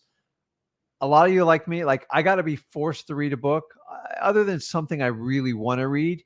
And I'm kind of the same way with real estate. I read a lot of them, but I'm going to be honest with you. A lot of, somebody commented on like Zig Ziglar. I love anything he wrote. I just, because he talks directly about sales and motivation. Tom Hopkins, I love his original books. So I'll give you three. I'm going to give you three. Okay, right. do it. Go. I got three up here. We got a little bookshelf on here. I love the Zig Ziglar Secrets of Closing the Sale. This is oldie. How old is this? Oh my, these are all yellow pages. But this book is yellow. You know, it's like real. It smells terrible. This book is from 1984. We have Awaken the Giant Within, Tony Robbins. I love it. I see some people promoting. Tony Robbins has like I don't know what you call it, like a little challenge thing. He's charging people like $200 for it. Don't pay for it. He has a free one. I love Tony. He's the greatest on mindset. His information's all free, just FYI, but I love his stuff's great. Tony's great for general life and getting a spark to do a massive change in your life. But once again, guys, you're going to have to do a work. So Tony's not going to teach you how to do real estate. I love the guy to death. But I don't even care. He has consultants. Like, they're not going to teach you how to do real estate. I've seen him live multiple times. You have too. There's nothing you get from watching him live that you'll get from a video. It's the same information. It's just interesting in person, but like he is a little bit different in live. And if you have a chance to see him, because I don't think he's going to do it live much longer. He's going to keep doing it. He's fine. And then the last one is, if you're looking to scale operation for business and wholesaling, this actually is a book I think you should read. Even if you're not a reader, you should. This is Traction from Gino Wickham. This is actually a great, it's a general entrepreneurship book, but it really shows you how to scale a system and actually have meetings and actually how to go from a solo to an actual running a business. I love this book. Every guru that sells you a scaling system book reads this and copies it one-on-one. So they do, and they actually take the exercises out of it. Like, look what I figured out. Like, listen, you can figure it out on your own. And even like, well, Rick, I'm a solopreneur. Like, it's fine. Sometimes you got to learn how to have meetings with yourself. Like here's the thing. Like this is something that the gurus, they actually make these for wholesaling. And it's actually kind of funny because it's the same thing that I teach. This is always cute and funny. So like, this is from Gino Wickham. He shows you how to run, like in 4 years, how to scale operations. So like, this is like a 4-person team. This is a year one, 500K revenue. And he just shows you like how the systems work. Visionary integrator. You have a sales, operations, and a finance. Now, it moves for wholesaling. But then he kind of shows you how to scale up to 15 people and then how to bring it down to 3 and like really how to scale things up like crazy. The scalability of a business, how to deal with issues. Like, it's actually an amazing book. You can technically get a free ebook downloads. I'm not going to tell you how to do it, but there are ways around that. But I think those are always worth it. So I appreciate it, JD. Those would be my top 3 books if you're looking to get into wholesaling. And they're not even wholesaling books because the information we have is the wholesaling info. It's the mindset and stuff around that, I would say, right? That's the most important part, is that conversation in between your ears. And you guys, the thing is, like, if we're really speaking the truth, we are our own worst enemy. Like, we constantly doubt ourselves. They said the amount of negative thoughts you have in a day is like, I think it was like 750,000. Like, can you imagine processing that? And what I've learned too is your thoughts are just thoughts. Like, sometimes you don't have control of the stuff that just pops up in your head. And that's why if you learn any type of meditation, it helps you kind of control some of that. But a thought is just a thought. It doesn't mean anything until you take action with it. Exactly. So let's kind of talk to some people one-on-one. Let's get some calls in. Let's see what the questions people have today. So the question here is, how do you actually join the calls? All you got to do is come here to Wholesaling Houses for Real and learn exactly how to do it. Right here's our link. Click here. Boom. StreamYard link to join the call is right here. That is how you talk to us one-on-one, absolutely for free. Interesting. So let's talk. Let's get some conversations going. Let's see how I can help people out. And without further ado, let's start talking. So first one here, we got Mr. Fitzgerald. What is up? Hey, what's up? I'm back. How's it going? How can I help you out today? So today, I don't know. Okay, so pretty much I was getting on here to kind of let you know where I am and my update, how long I've been doing it, kind of where I'm at, what I've tested out, and where I am today. So maybe I can get a pointer for making an adjustment. So anyways, I've been doing this for about 5 months. Long time. What I've actually done, I've done 400 driving for dollars leads, 200 leads for probate, and now I'm working on water shutoffs and code violations at the very moment. And 50 reverse trying for dollars. You did that too. What's that? Did you do like 50 reverse trying for dollars leads also? Oh, I've done nothing but reverse driving for dollars ever since you told me to switch up the marketing to that source. So you remember that we had talked about the fact that I had made 1,800 phone calls on those 400 driving for dollars leads, and you were like, yeah, just do the driving for dollars reversed. So therefore I went and stuck sticky notes on all of those. Had, a few people that said they were interested. Nothing came from it. And I was like, okay, well, I need something that's a little bit more motivated. And before I had done those 400, by the way, I had done the probates and pretty much got nothing from that. But I was doing cold calling on that. So anyways, like I say, I've switched it up to the code violations, and one city here in the DFW area, in this entire area with all the cities we have, slipped up, and I guess they have the information available. And I was able to get access to it. So therefore, that's what I've been using. Also, that reminds me, is it a common thing to have a bunch of these properties just be like properties that are new construction? Because half this list of water shutoffs is like new construction, and then I say about 10% of it's probably remodels and stuff like that, and stuff that's gone on the market. Is that normal? No. No? No, I mean, you got to ask for non-payment. Right. Well, you might be getting properties that the water is shut off. You should do it due to non-payment. Those usually don't pop up really. Okay. Yeah, because I've kind of been taking note of all that. As I've been going through, I've been making notes on every single address. I mean, how many are you getting? I have 80. I have 85 leads right now, roughly. I think 84 or 85. Water shut off? Yeah, water shut off leads. You can probably cross-reference them. It's not that much. What's that? You can probably cross-reference them. Which is looking up that lead up and seeing if it's commercial property, seeing if it's a new construction, an older home, stuff like that. Oh, yeah. Yeah, I've been doing that the entire time. So all day, like essentially yesterday, I got the list together. I organized it, and I put them within zip codes. And then I pretty much tried to get them, the close ones, so I don't have to drive back and forth across town. So I organized the list, and it took some time. So I did that. And then I started driving the list today, and I started to realize that a lot of these were new construction and remodels and stuff like that. So therefore, what I did is I would actually get to a house that seemed like, okay, somebody has been living here. So I'm going to stick the sticky note. That's cool. And then I'll sit in the car, and then I'll click the next address, copy, paste it, see what it is, cross-reference it like you were saying, and then see exactly what it is. And I've just kind of been Xing them off my list and taking notes by, like I say, all the ones that are actually, I guess, more believable to have just been something that is an actual water shutoff and not just a remodel or a on-market property. I mean, so you say that question one more time. I'm trying to get what the question is for it though. Essentially, I guess what I'm saying is like I've been doing this for 5 months, and I'm not like wasting my time. I'm actually like actually busting my ass, and I'm actually out here working, doing the stuff, and still no deal. And I don't have very long until, I kind of got to go into another job, which I don't want to do. I'm trying to make this work, and I don't want this time. I know it's not a waste of time. Essentially, I'm trying to get a result, within this month.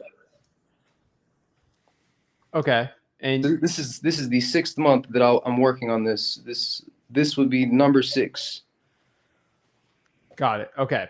So in total, I want to know how many reverse drawing for dollars leads have you put out that are new? Brand new. I've done last week. Well, last weekend combined with last week and this week together. Last 7 days. Oh, last 7 days. Let me see.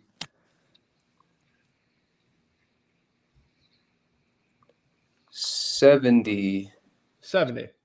Yep. 70. That's it. So you got to pump those numbers up. If you're doing 70, so has it been 280 you've put out in the past month? As far as the rest of the driving for dollars, reverse driving for dollars notes, yes. So it's been 280 reverse driving for dollars notes you've sent out. Yeah, I've done quite a few. Okay, and how many calls did you get in? I got in, it was 30% of however many I had. I've been trying to take note of exactly my contact rate. So whatever the number was, it's all on my computer. And I would have to recount through everything and stuff like that. But essentially the percentage is 30-something%. Okay, and how many of those were interested? I didn't get the contact rate on that. I did have. How many leads are in your CRM? 6 leads out of there. In my entire CRM, all the leads that I've. No, from reverse drawing for dollars. 6. That would be 484. Okay. And how many of those have been code violations? None of them have been yet code violations. So I'm pulling that list, and I'm going to be organizing that tomorrow all day. So therefore, on the weekend, I can just go stick sticky notes. Because like I say, I'm in Denton. I'm in Dallas. I live in Plano. I was actually working the Denton area. Okay, that's what I thought. Did you get from the city of Denton the code violations?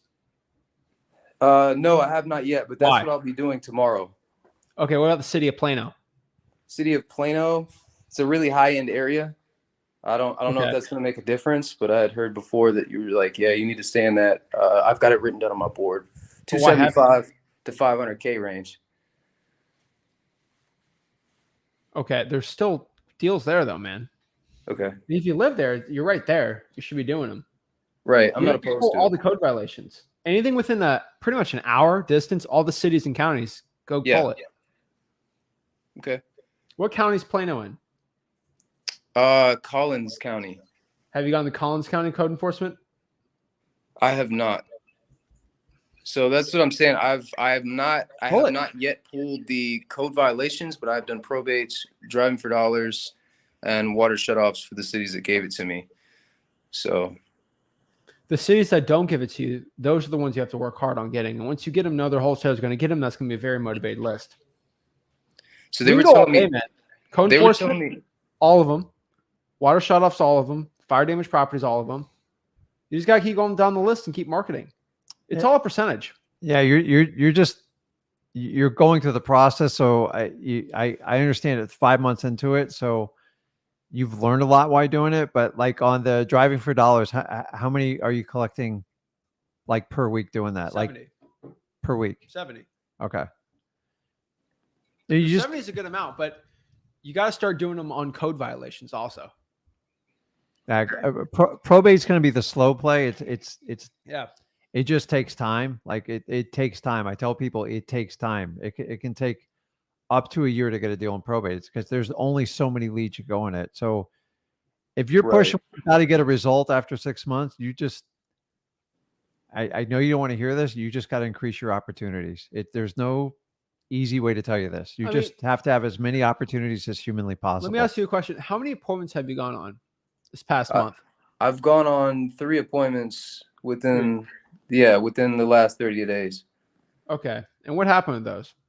All of those were one person, he had two properties. and it was his sister and him that had owned both of them. So I went on those, and they were just unrealistic on their numbers. And I had another one over in Sanger as well, which was something there really wasn't enough motivation. So that it seemed like they were more what do you call it? They wanted the price, they wanted more money than what it was worth. Okay. So, And did you give an offer on those? yeah, I gave an offer on all of them. Okay. And how did you present that offer? Truthfully. So, well, pretty much, like I say, I got the number out of the guy. He gives me a number on the properties. Okay, how much would you need to sell these properties for? This is my first appointment. He gives me the numbers on the properties. And then I'm like, okay, that's fine. Well, let me, take some time. I'll get back with my partner. I'll run some numbers, and I'll kind of see where I have to be. And then I asked him again the next time I called him, and he was still saying, yeah, I've got an offer, a hard offer for 130. I'm like, okay, well, that's completely fine. I was like, well, I'm not going to be able to get anywhere near that, and I kind of explained why, and I explained how much we're going to have to put into the property, and there were no numbers that supported his ARV. Well, I didn't tell him ARV, but, the market value. He was thinking the thing was worth 250, and it was worth 190, and he thought it needed 50 grand in work. I thought it needed 80 to 90. It's old 60s house. It needed to be completely remodeled and updated. So anyways, yeah, I gave him my offer on that, and I was down at 40. So okay. This was all virtual? No, I mean, like, all of this stuff, I've been literally going to these markets, physically getting these lists, driving through every street of all of these cities. Yes. But when you went over your offers and everything, were they in person or over the phone? The very first two, those were like over the phone. The last three. I was gonna say the very first two were over the phone, but the last one was in person. Last three. That was the last three. That was three right there. The last three were all in person. There were 3 appointments. I made 2 offers over the phone, which were the very first 2 appointments, and then the very last one, number 3, was in person. Okay. Did you condition the seller? As in, pretty much getting them to be like, are you ready to make a decision if I come over there? Yes or no decision? Yes. Right. Yeah. So I did that. Okay. So you were 0 for 1 on in-person appointments, and then 0 for 2 on virtual. You just gotta go on more appointments to make more offers. I would never do any virtual when I can just go to the house. Usually after 3 or 4 appointments, I'd be getting a deal. So I'd be pumping up the numbers, getting more appointments. That's all I can tell you. I would go after the code violations. If trying for dollars isn't working for you, do the code violations. Okay. And you should easily call. I mean, you're only getting what? How many conversations off of 30 of 200, 100 conversations? Should be having 50 to 100 conversations almost every week with all those code violations you're getting.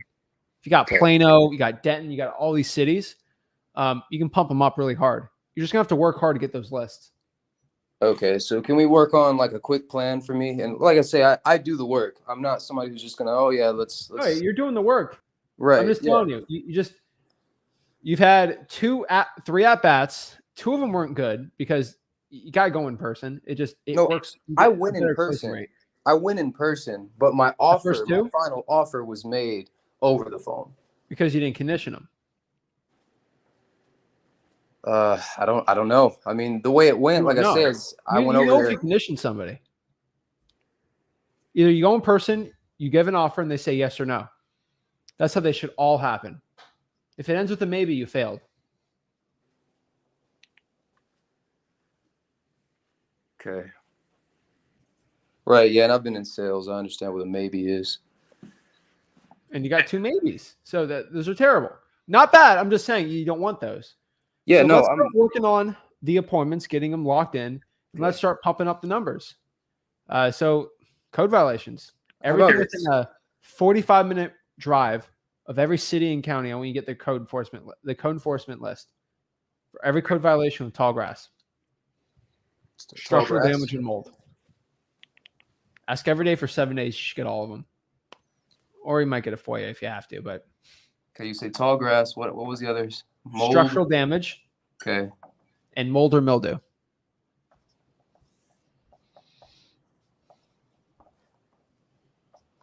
Damage. Okay. And then mold and mildew.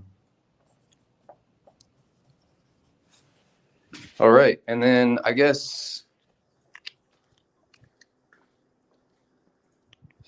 let me see. I'm trying to figure out what else I needed help with, because like I say, I'm Have you tried bandit signs out? What's that? Have you tried bandit signs? Bandit signs don't really work in my area. They don't last for a day. What area? In really any area, to be completely honest with you. There's so much competition around here. You see one bandit sign, it's gone the next day. I mean, they don't last. Have you stapled them? Like way up high or something? No, Yeah. I haven't. No. All right, just eliminate your excuse. Okay. They don't last. Staple them. Are you guys picking up my bandit sign? Just made a little stapler. Boop. And pulling those sometimes things down. you understand. I actually 2 or 3 hours on a bandit sign.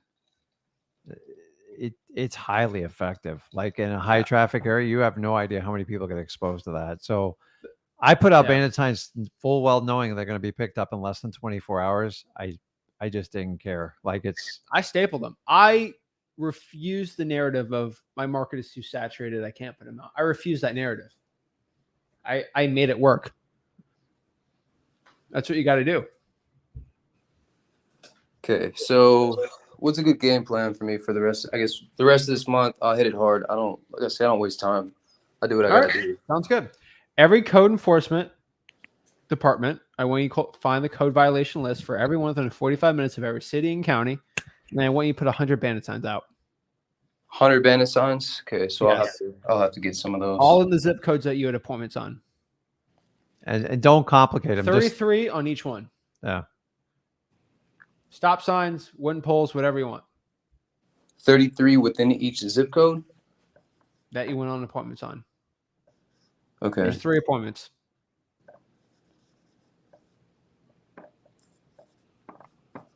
That's enough. That's plenty. It's a lot of work.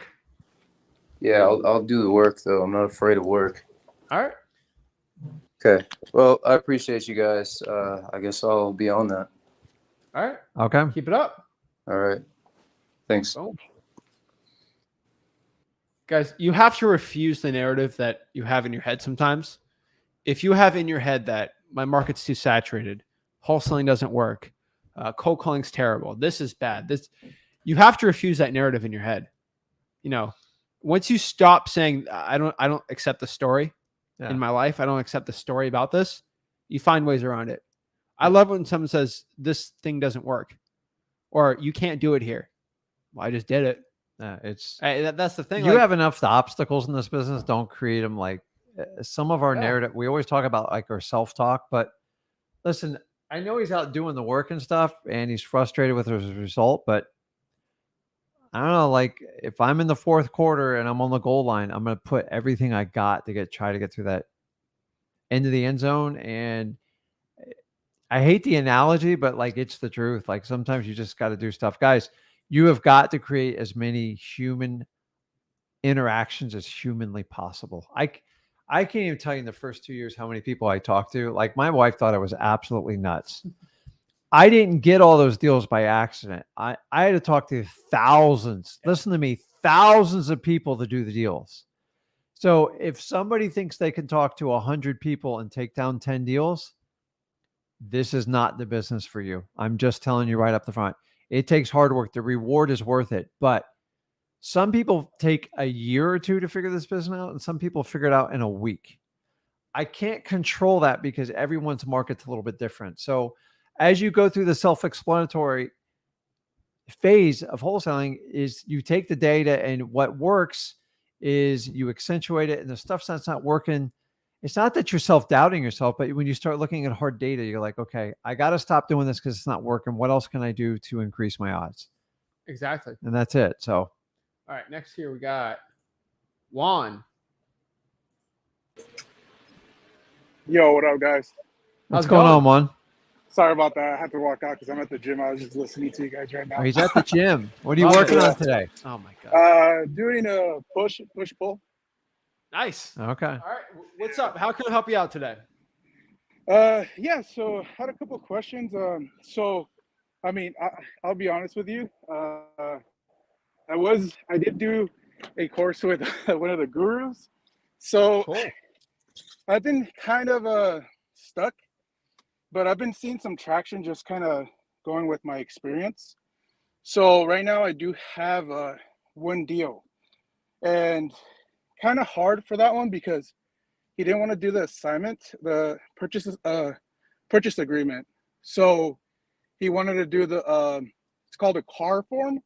So that's mainly for agents. So that's one thing I'm really stuck on. I don't know if you guys know anything about that. What state? California. Yeah. So the California Association of Realtor contract, the seller? Yeah, so he basically said that there wasn't enough protection in the purchase agreement, so he wanted to do it that way. Okay. That works So, if the price is good enough, right? Yeah, I mean it's pretty good. So far I've been like, just kind of looking at everything, and I had one of my buddies. He does more like MLS deals, so we're gonna work on it together. But that one's still like up in the air. But the price looks good, everything looks good, and he's like, yeah, dude, it's gonna work out. But that one took me forever to get. It was Okay. It took me like at least probably 9 months just of work. Ooh. So it was kind of crazy. So I was actually looking at your guys' course, which I really, really liked. And I did actually do my research today. And I was actually doing the water shutoff, right, in Los Angeles and Orange County. And I followed it step by step. And the thing that I got was that there was very, very like low data on even the two biggest counties in SoCal. So how do I go Orange about County? Yeah, and then also Los Angeles. Because Gavin Newsom is not shutting off the water. Uh, If he's not shutting off the water, right? Well, So what would you suggest? Because I don't want to go through the same struggle of, doing the same doing the high equity list and then it taking me 9 months to get just one deal. oh, this is pretty easy. I mean, you have a shovel and you're trying to dig on a rock, right? Like that's what you're doing. And then you're like, oh, what's the special shovel? You need dynamite. Okay. Like unless you got dynamite, you're not going to do too well in Orange County. Okay. You're going to have to go virtual. You're going to have to go to a place where there's sand and then start digging there. Okay. Right. Like that's it. So Orange County's not good. SoCal's not good. Inland Empire is decent. Fresno's okay. Outside of that, you got to go virtual. Yeah. And that's kind of what I was thinking, because honestly, I did get like a lot of leads, right? So my pipeline was full of leads, but every single lead that came in, all the houses were like pretty like, they were off market, but they can easily go on the market, the way that they were. So I know I'm not going to tell you to wholesale in SoCal. I would say go virtual. That's my advice. Okay. Yeah, I've been noticing that. That's why I was like, am I doing something wrong? Like, why is it taking so long? Yes. So, okay. My advice is ARV should be under 250 and the county population should be over 100,000. Do that math. Let's go to Orange County. Nope. Right? ARV is too high. Even even the smaller cities, they're close to 100,000. What about Bristol, Tennessee? I have no idea. I would have to look at Gary, it. Indiana. Tennessee, that sounds good. Michigan City. Awesome. Yeah, you just right, like you got the wrong plan starting out. Birmingham, Alabama, Jacksonville, right? I have a formula for you. Yeah. Look at that formula and then decide if that's a good wholesaling market or not. That's the truth, man. That's what I've seen. The cool part about us is we have the most students out of anyone for wholesaling. We have over 50,000 active students. So I see a lot of people doing deals and I see a lot of people not doing deals. Right. What do you think the common denominator I've seen of people doing deals virtually? ARV under 250, population over 100,000. Don't fight it. Don't fight it. No, that makes. Sorry, you were breaking up. Yeah. No, that's it. I'm Like listening. I'm not here to make money off of you, so I'm just going to tell you the truth. Okay. I don't care if you don't like that advice or you might not join my program to buy my $1,000. I don't care. That's honestly what's going to work for you. That's going to be my bet. No, you can go find a unicorn deal in Orange County and prove me wrong. Do it. But I'm just telling you, like for 90% of the people out here, that's going to give you a better result. No, definitely. And that's what I was thinking. I was like, wait, I know there's people that I know that are in the different markets and they're killing it, and 9 months into it, they're at 10, 11 deals, and I'm like, I'm barely at one, so there's got to be something that's wrong here, Well, don't be comparing yourself to other people, because people are so fake on social media. You have no idea if you're doing 1 deals or 20 or 0. Right. So, right. No, I mean, this is like somebody that I actually know. So that he only works, like he only did certain areas like in Arizona. So I guess it worked for him in that area. But then again, now that I look at it with your guys' numbers, I mean, those areas, they were, we do JV deals around the country. Like, I got the data, man. I wholesale for real. So I have the data. No, so that's dude, my advice for you. It's dope. It's dope. I really appreciate it. Do it. And I'm going to take that advice and I'm going to do it. Get a dartboard, man. Well, get the United States and just test it out. I mean, that's all I can tell you. There's so many markets like that. No, definitely. I'm going to start looking into that and just everything that I already know, just implement it into that. And give me a month, guys, and I'll come back with a deal. Perfect. Hop on a discovery call and we can talk about your success. All right. Okay, get back to lifting. Awesome. Have a good one. Appreciate it. Thank you. Yeah, you hop on a discovery call and we'll see if you're right fit for us. We don't want you in my program right now. You can wholesale in Orange County, like not a problem. You're going to do amazing there. Just cough it up. Just pay me, and then you'll do amazing. Oh, you need help? I'm sorry, you probably didn't pick the best county. I didn't tell you that. Oh my God, I've had a nickel for every time I heard that one. Guys, it drives me crazy. But Aaron, what is up, Zach? What is up, Rick? How you guys doing? I'm doing amazing. Man. What is up? Hey, man, I love the shirts. I like the gym. I like the UFC. I love that, man. I just had I'm actually currently got 2 mobile homes under agreement, and this one's a little because it's a mobile home and they're asking for the title paperwork up front because they're not even looking for the deed. And so my concerns is the attorney reached out to me, told me it's going to be an extra $1,000 for her to handle that. Is there any possible way I can negotiate on that and see if she can work out something else, or what are my steps? Like, because I don't understand. Cause I have the information for her. Okay. So I just don't understand like why she has to charge. So back up. Are you getting the land with the mobile home? Yeah, for sure. Mm-hmm. Okay, so you have a deed, right? What state are you in? It's in Georgia. It's in Georgia. It's in Georgia. Okay. You know, Aaron. I know, but like, why would an attorney an extra $1,000? He's in an attorney state. Okay. Mm-hmm. So he was $1,000 for the closing, or like specifically for the mobile home? I don't understand. Yeah, he's saying that with mobile homes that there's a title paperwork, and then it's going to charge $1,000 and take a lot more time, which I don't understand because I have the title paperwork for her, so I don't see what fee and what time she's talking about. Listen. Boy, this is going to be real simple. Just you have the title work for the trailer, right? Correct. I have the I have everything. Contact the state of Georgia, if it's the DMV or whoever does, and just tell them, listen, I'm buying a mobile home. What's the process? What are the fees incorporated in it? But it's the land too. Well, that's the challenge. That's the challenge. That's why we need the attorney. Is land. I would say honestly, if it's a legit attorney, you probably have to go through. I'm just being honest. Unless you can go to another. I would shop it around. Yeah, you can go to other attorneys that if you know and trust well, and just see what they have to say about it. I don't think that'll hurt you. But I don't think it's worth. If you're making money on it, I don't think it's worth killing the deal. Yeah, what kind of profit margin do you think you have on it?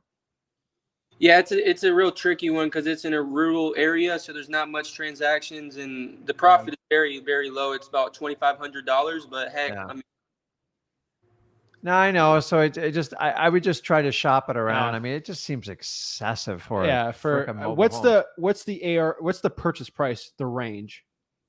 Yeah, so I honestly the trailers were duplicated, so I got it for the land value for 5,000 a lot. So I'm looking at 10 grand.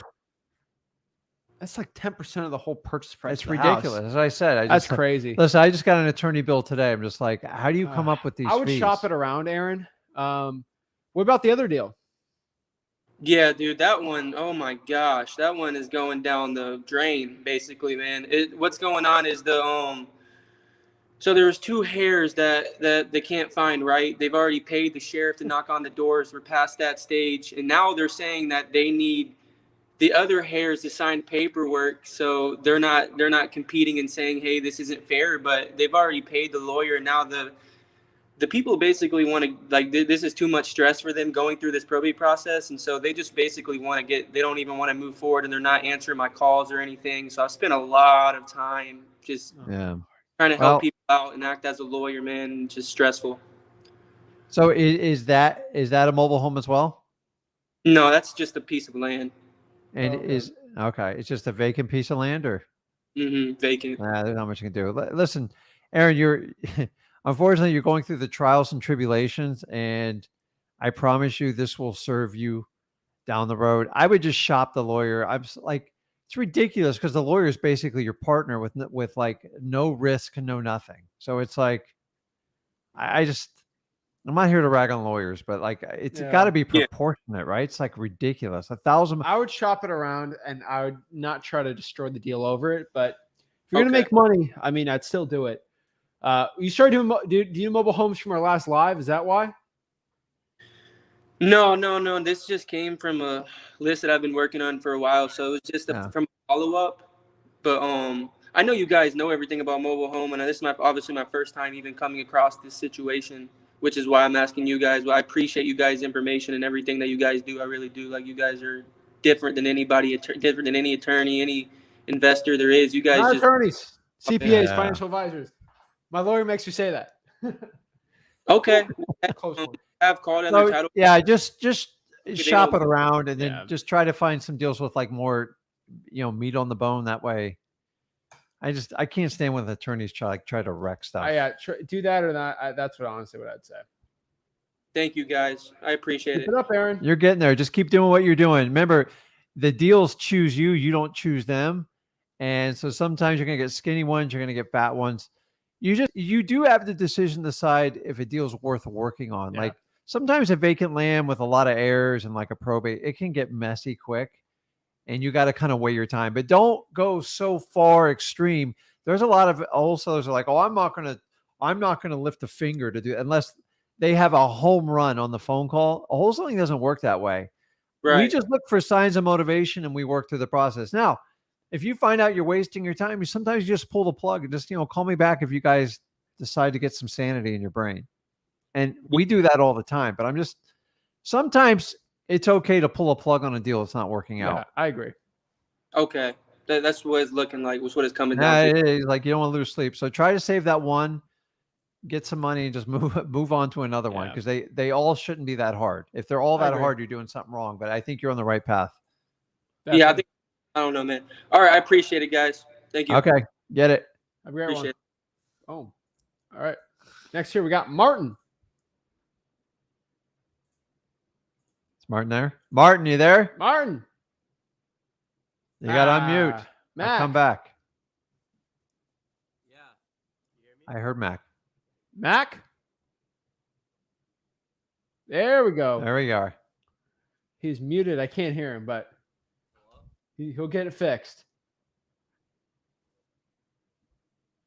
All right, Mac, I'm going to kick you out and just come back in. That usually fixes it. All right, we're going to do that real quick. All right, make sure you got the link. I'm going to kick you out.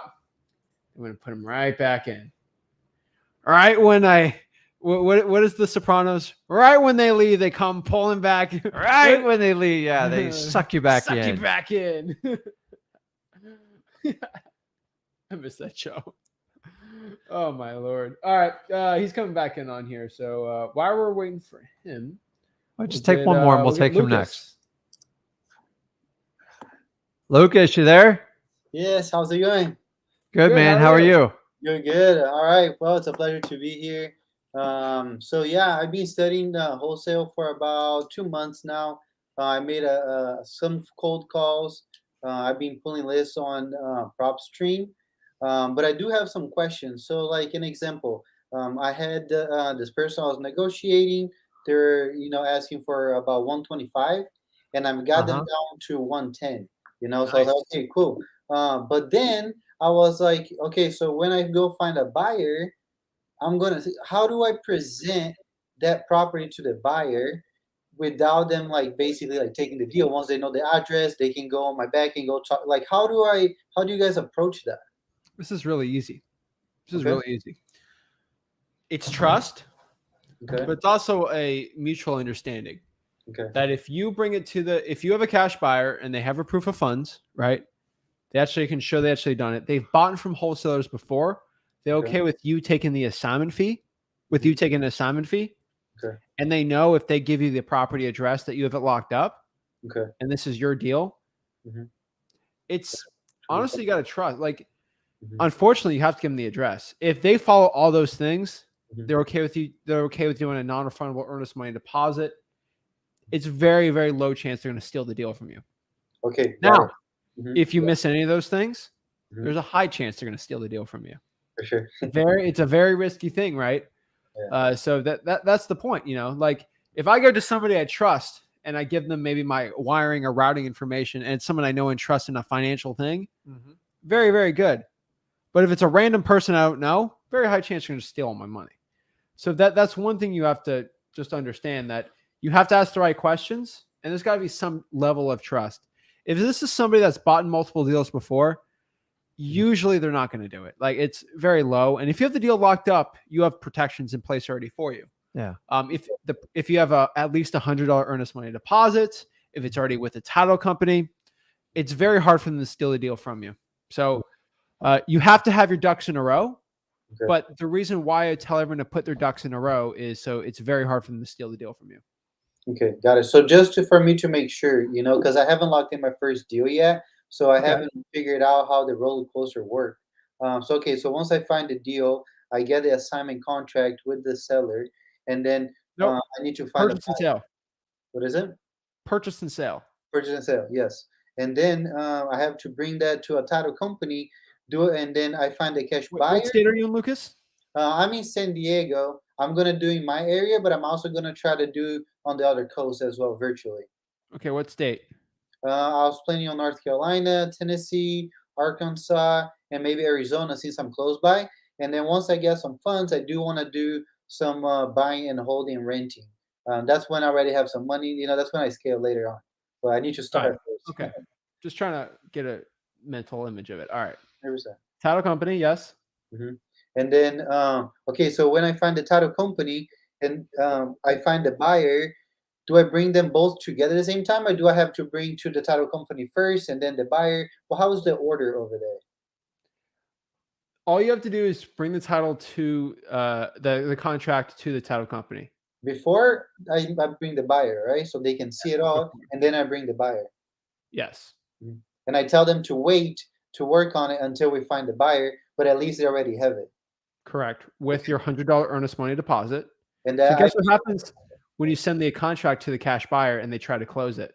Okay. Wait a second. Who's buying this house? Well, Lucas had this on the 10th. He sent it to me on the 10th.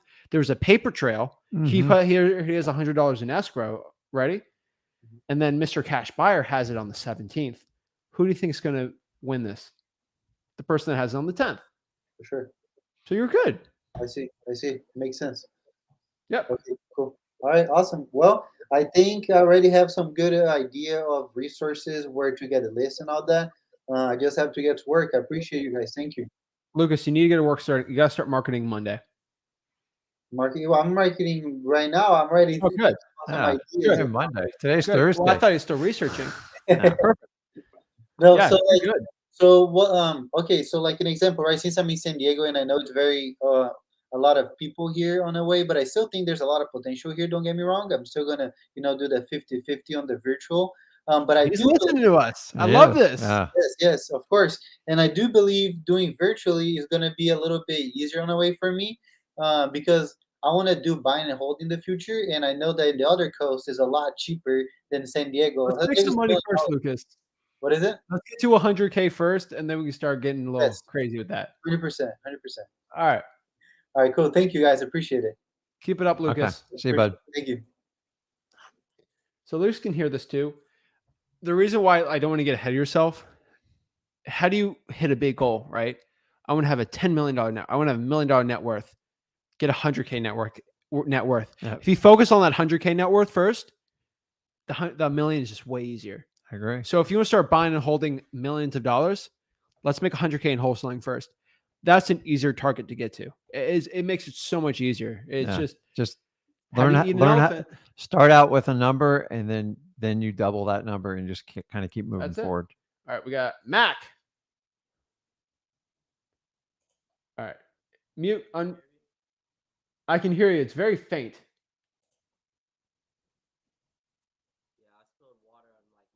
All right, hold on. I can make them louder, I think. Can you hear me? All right, try this. Hello. Yeah. Okay, we're good. You might have to speak loud because I can barely. Oh, grab the other remote.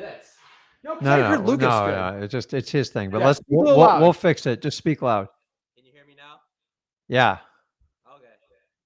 So I wanted to get your guys' advice. So I have this property on the contract in Kentucky, and I'm having issues finding a cash buyer for it. Okay, what's the county's population?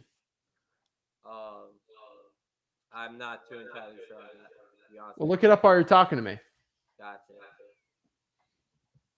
Yeah, so I listed on Facebook, called a few for rents on Zillow, and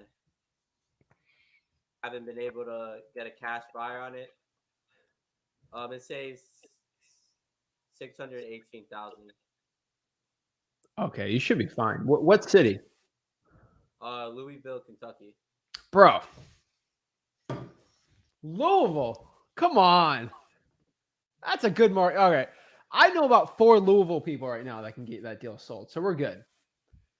Perfect. All right. This is a good problem to have. I thought you were like in the. It's because I got it for too much, and because it needs a lot of repairs. It's one of those zombie properties, like really beat down, like squatter and stuff.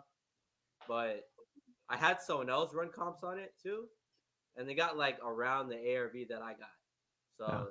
So you're gonna have one or two problems with it. Either you paid too much for it, or you're not doing enough marketing activity. Yeah, so either it's one of the two. Yeah, I guarantee you haven't talked to enough cash buyers, or you have it locked up for too high. Or it could be a combo of both. What has the cash buyers told you when you presented the deal to them? Did they give you feedback on why they didn't buy it right now?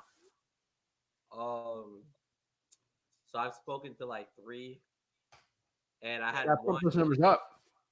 Huh? Those are rookie numbers. we got to be at 15, 20. It's like a famous movie quote. It is. You need to talk to 20 cash buyers, man.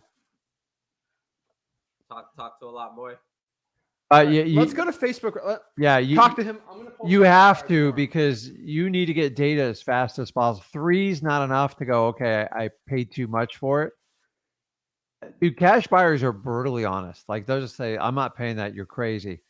Honestly, when 2 people tell it to you, there's smoke. If 10 people tell you it's fire and you paid too much for it. So go ahead and get the data. It's not going to cost you anything.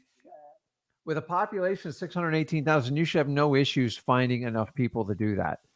Because you got to find out as soon as possible if you need to renegotiate the deal. The good news is, because the property is such a piece of junk, renegotiating is not going to be the craziest thing you've ever done. So let me have a question for Mac right here. Yeah. Mac, have you been in this group before, the Louisville, Kentucky Real Estate Investing Club? I joined the Facebook group. I don't think it's that one. Okay, well, join this one, okay? Let's do a journey together here. We should get an advertising contract from them. Honestly, like really. I need investor-friendly agents. I would start talking to these people. Let's see. Let's just keep looking here. Who here buys multifamily? That's a good cash buyer needed. We have 12 comments for cash buyers. Damian Hayes looks like a cash buyer, potentially. He wants information. Trevor looks like a cash buyer. Chris Taylor. I would DM these people right now. Let me just keep looking here. No cash buyers. How long have you had it under contract for? This is the third day now. Okay, well. All right, so this was 10 comments on actually the fourth day. I took a day to. It was virtually wholesaling, so I had to find someone to go in there and take pictures. So look, we have David Espinoza looks like one. I would message him right now. All right. All right. I'm also wondering if you guys have any free time or anyone. Look, Stacy. Email Stacy right now. Run comps on his too. If my numbers are off. Dude, you talk to the cash buyers first.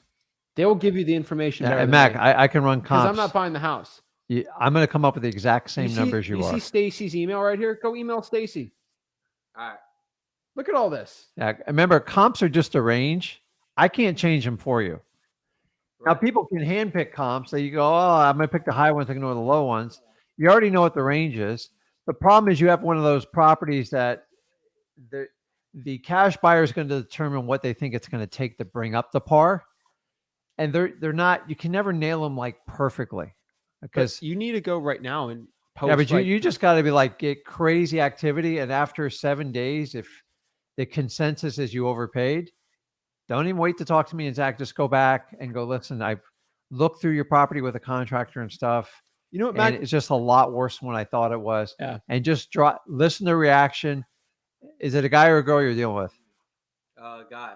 Yeah. And just say, listen, just, it's going to take a lot more to do what I need to do. Well, he doesn't even know. He hasn't talked to enough buyers. Talk to the buyers first and get a consensus. And then from there. So Mac, I want you to post in that group. It's in the private chat. Do you see it? Yeah. Join it right now as we speak. Okay. And I want you to post something. I have a deal.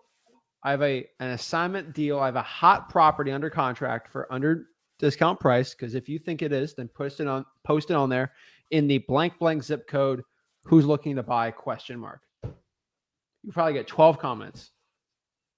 Then go through all the cash buyers you can see in that group. I want you to DM 30 tonight. And then I want you to get 20 cold emails out tonight also. And then I want you to call. I want you to do 20 DMs a day for the next 7 days. I guarantee with 150 cash buyers you're talking to, you're going to get advice on that deal. And if 150 cash buyers tell you that it's too high, it's too high. Yeah. Okay. When 3 says something, they could just be working you. 150, there's no excuse.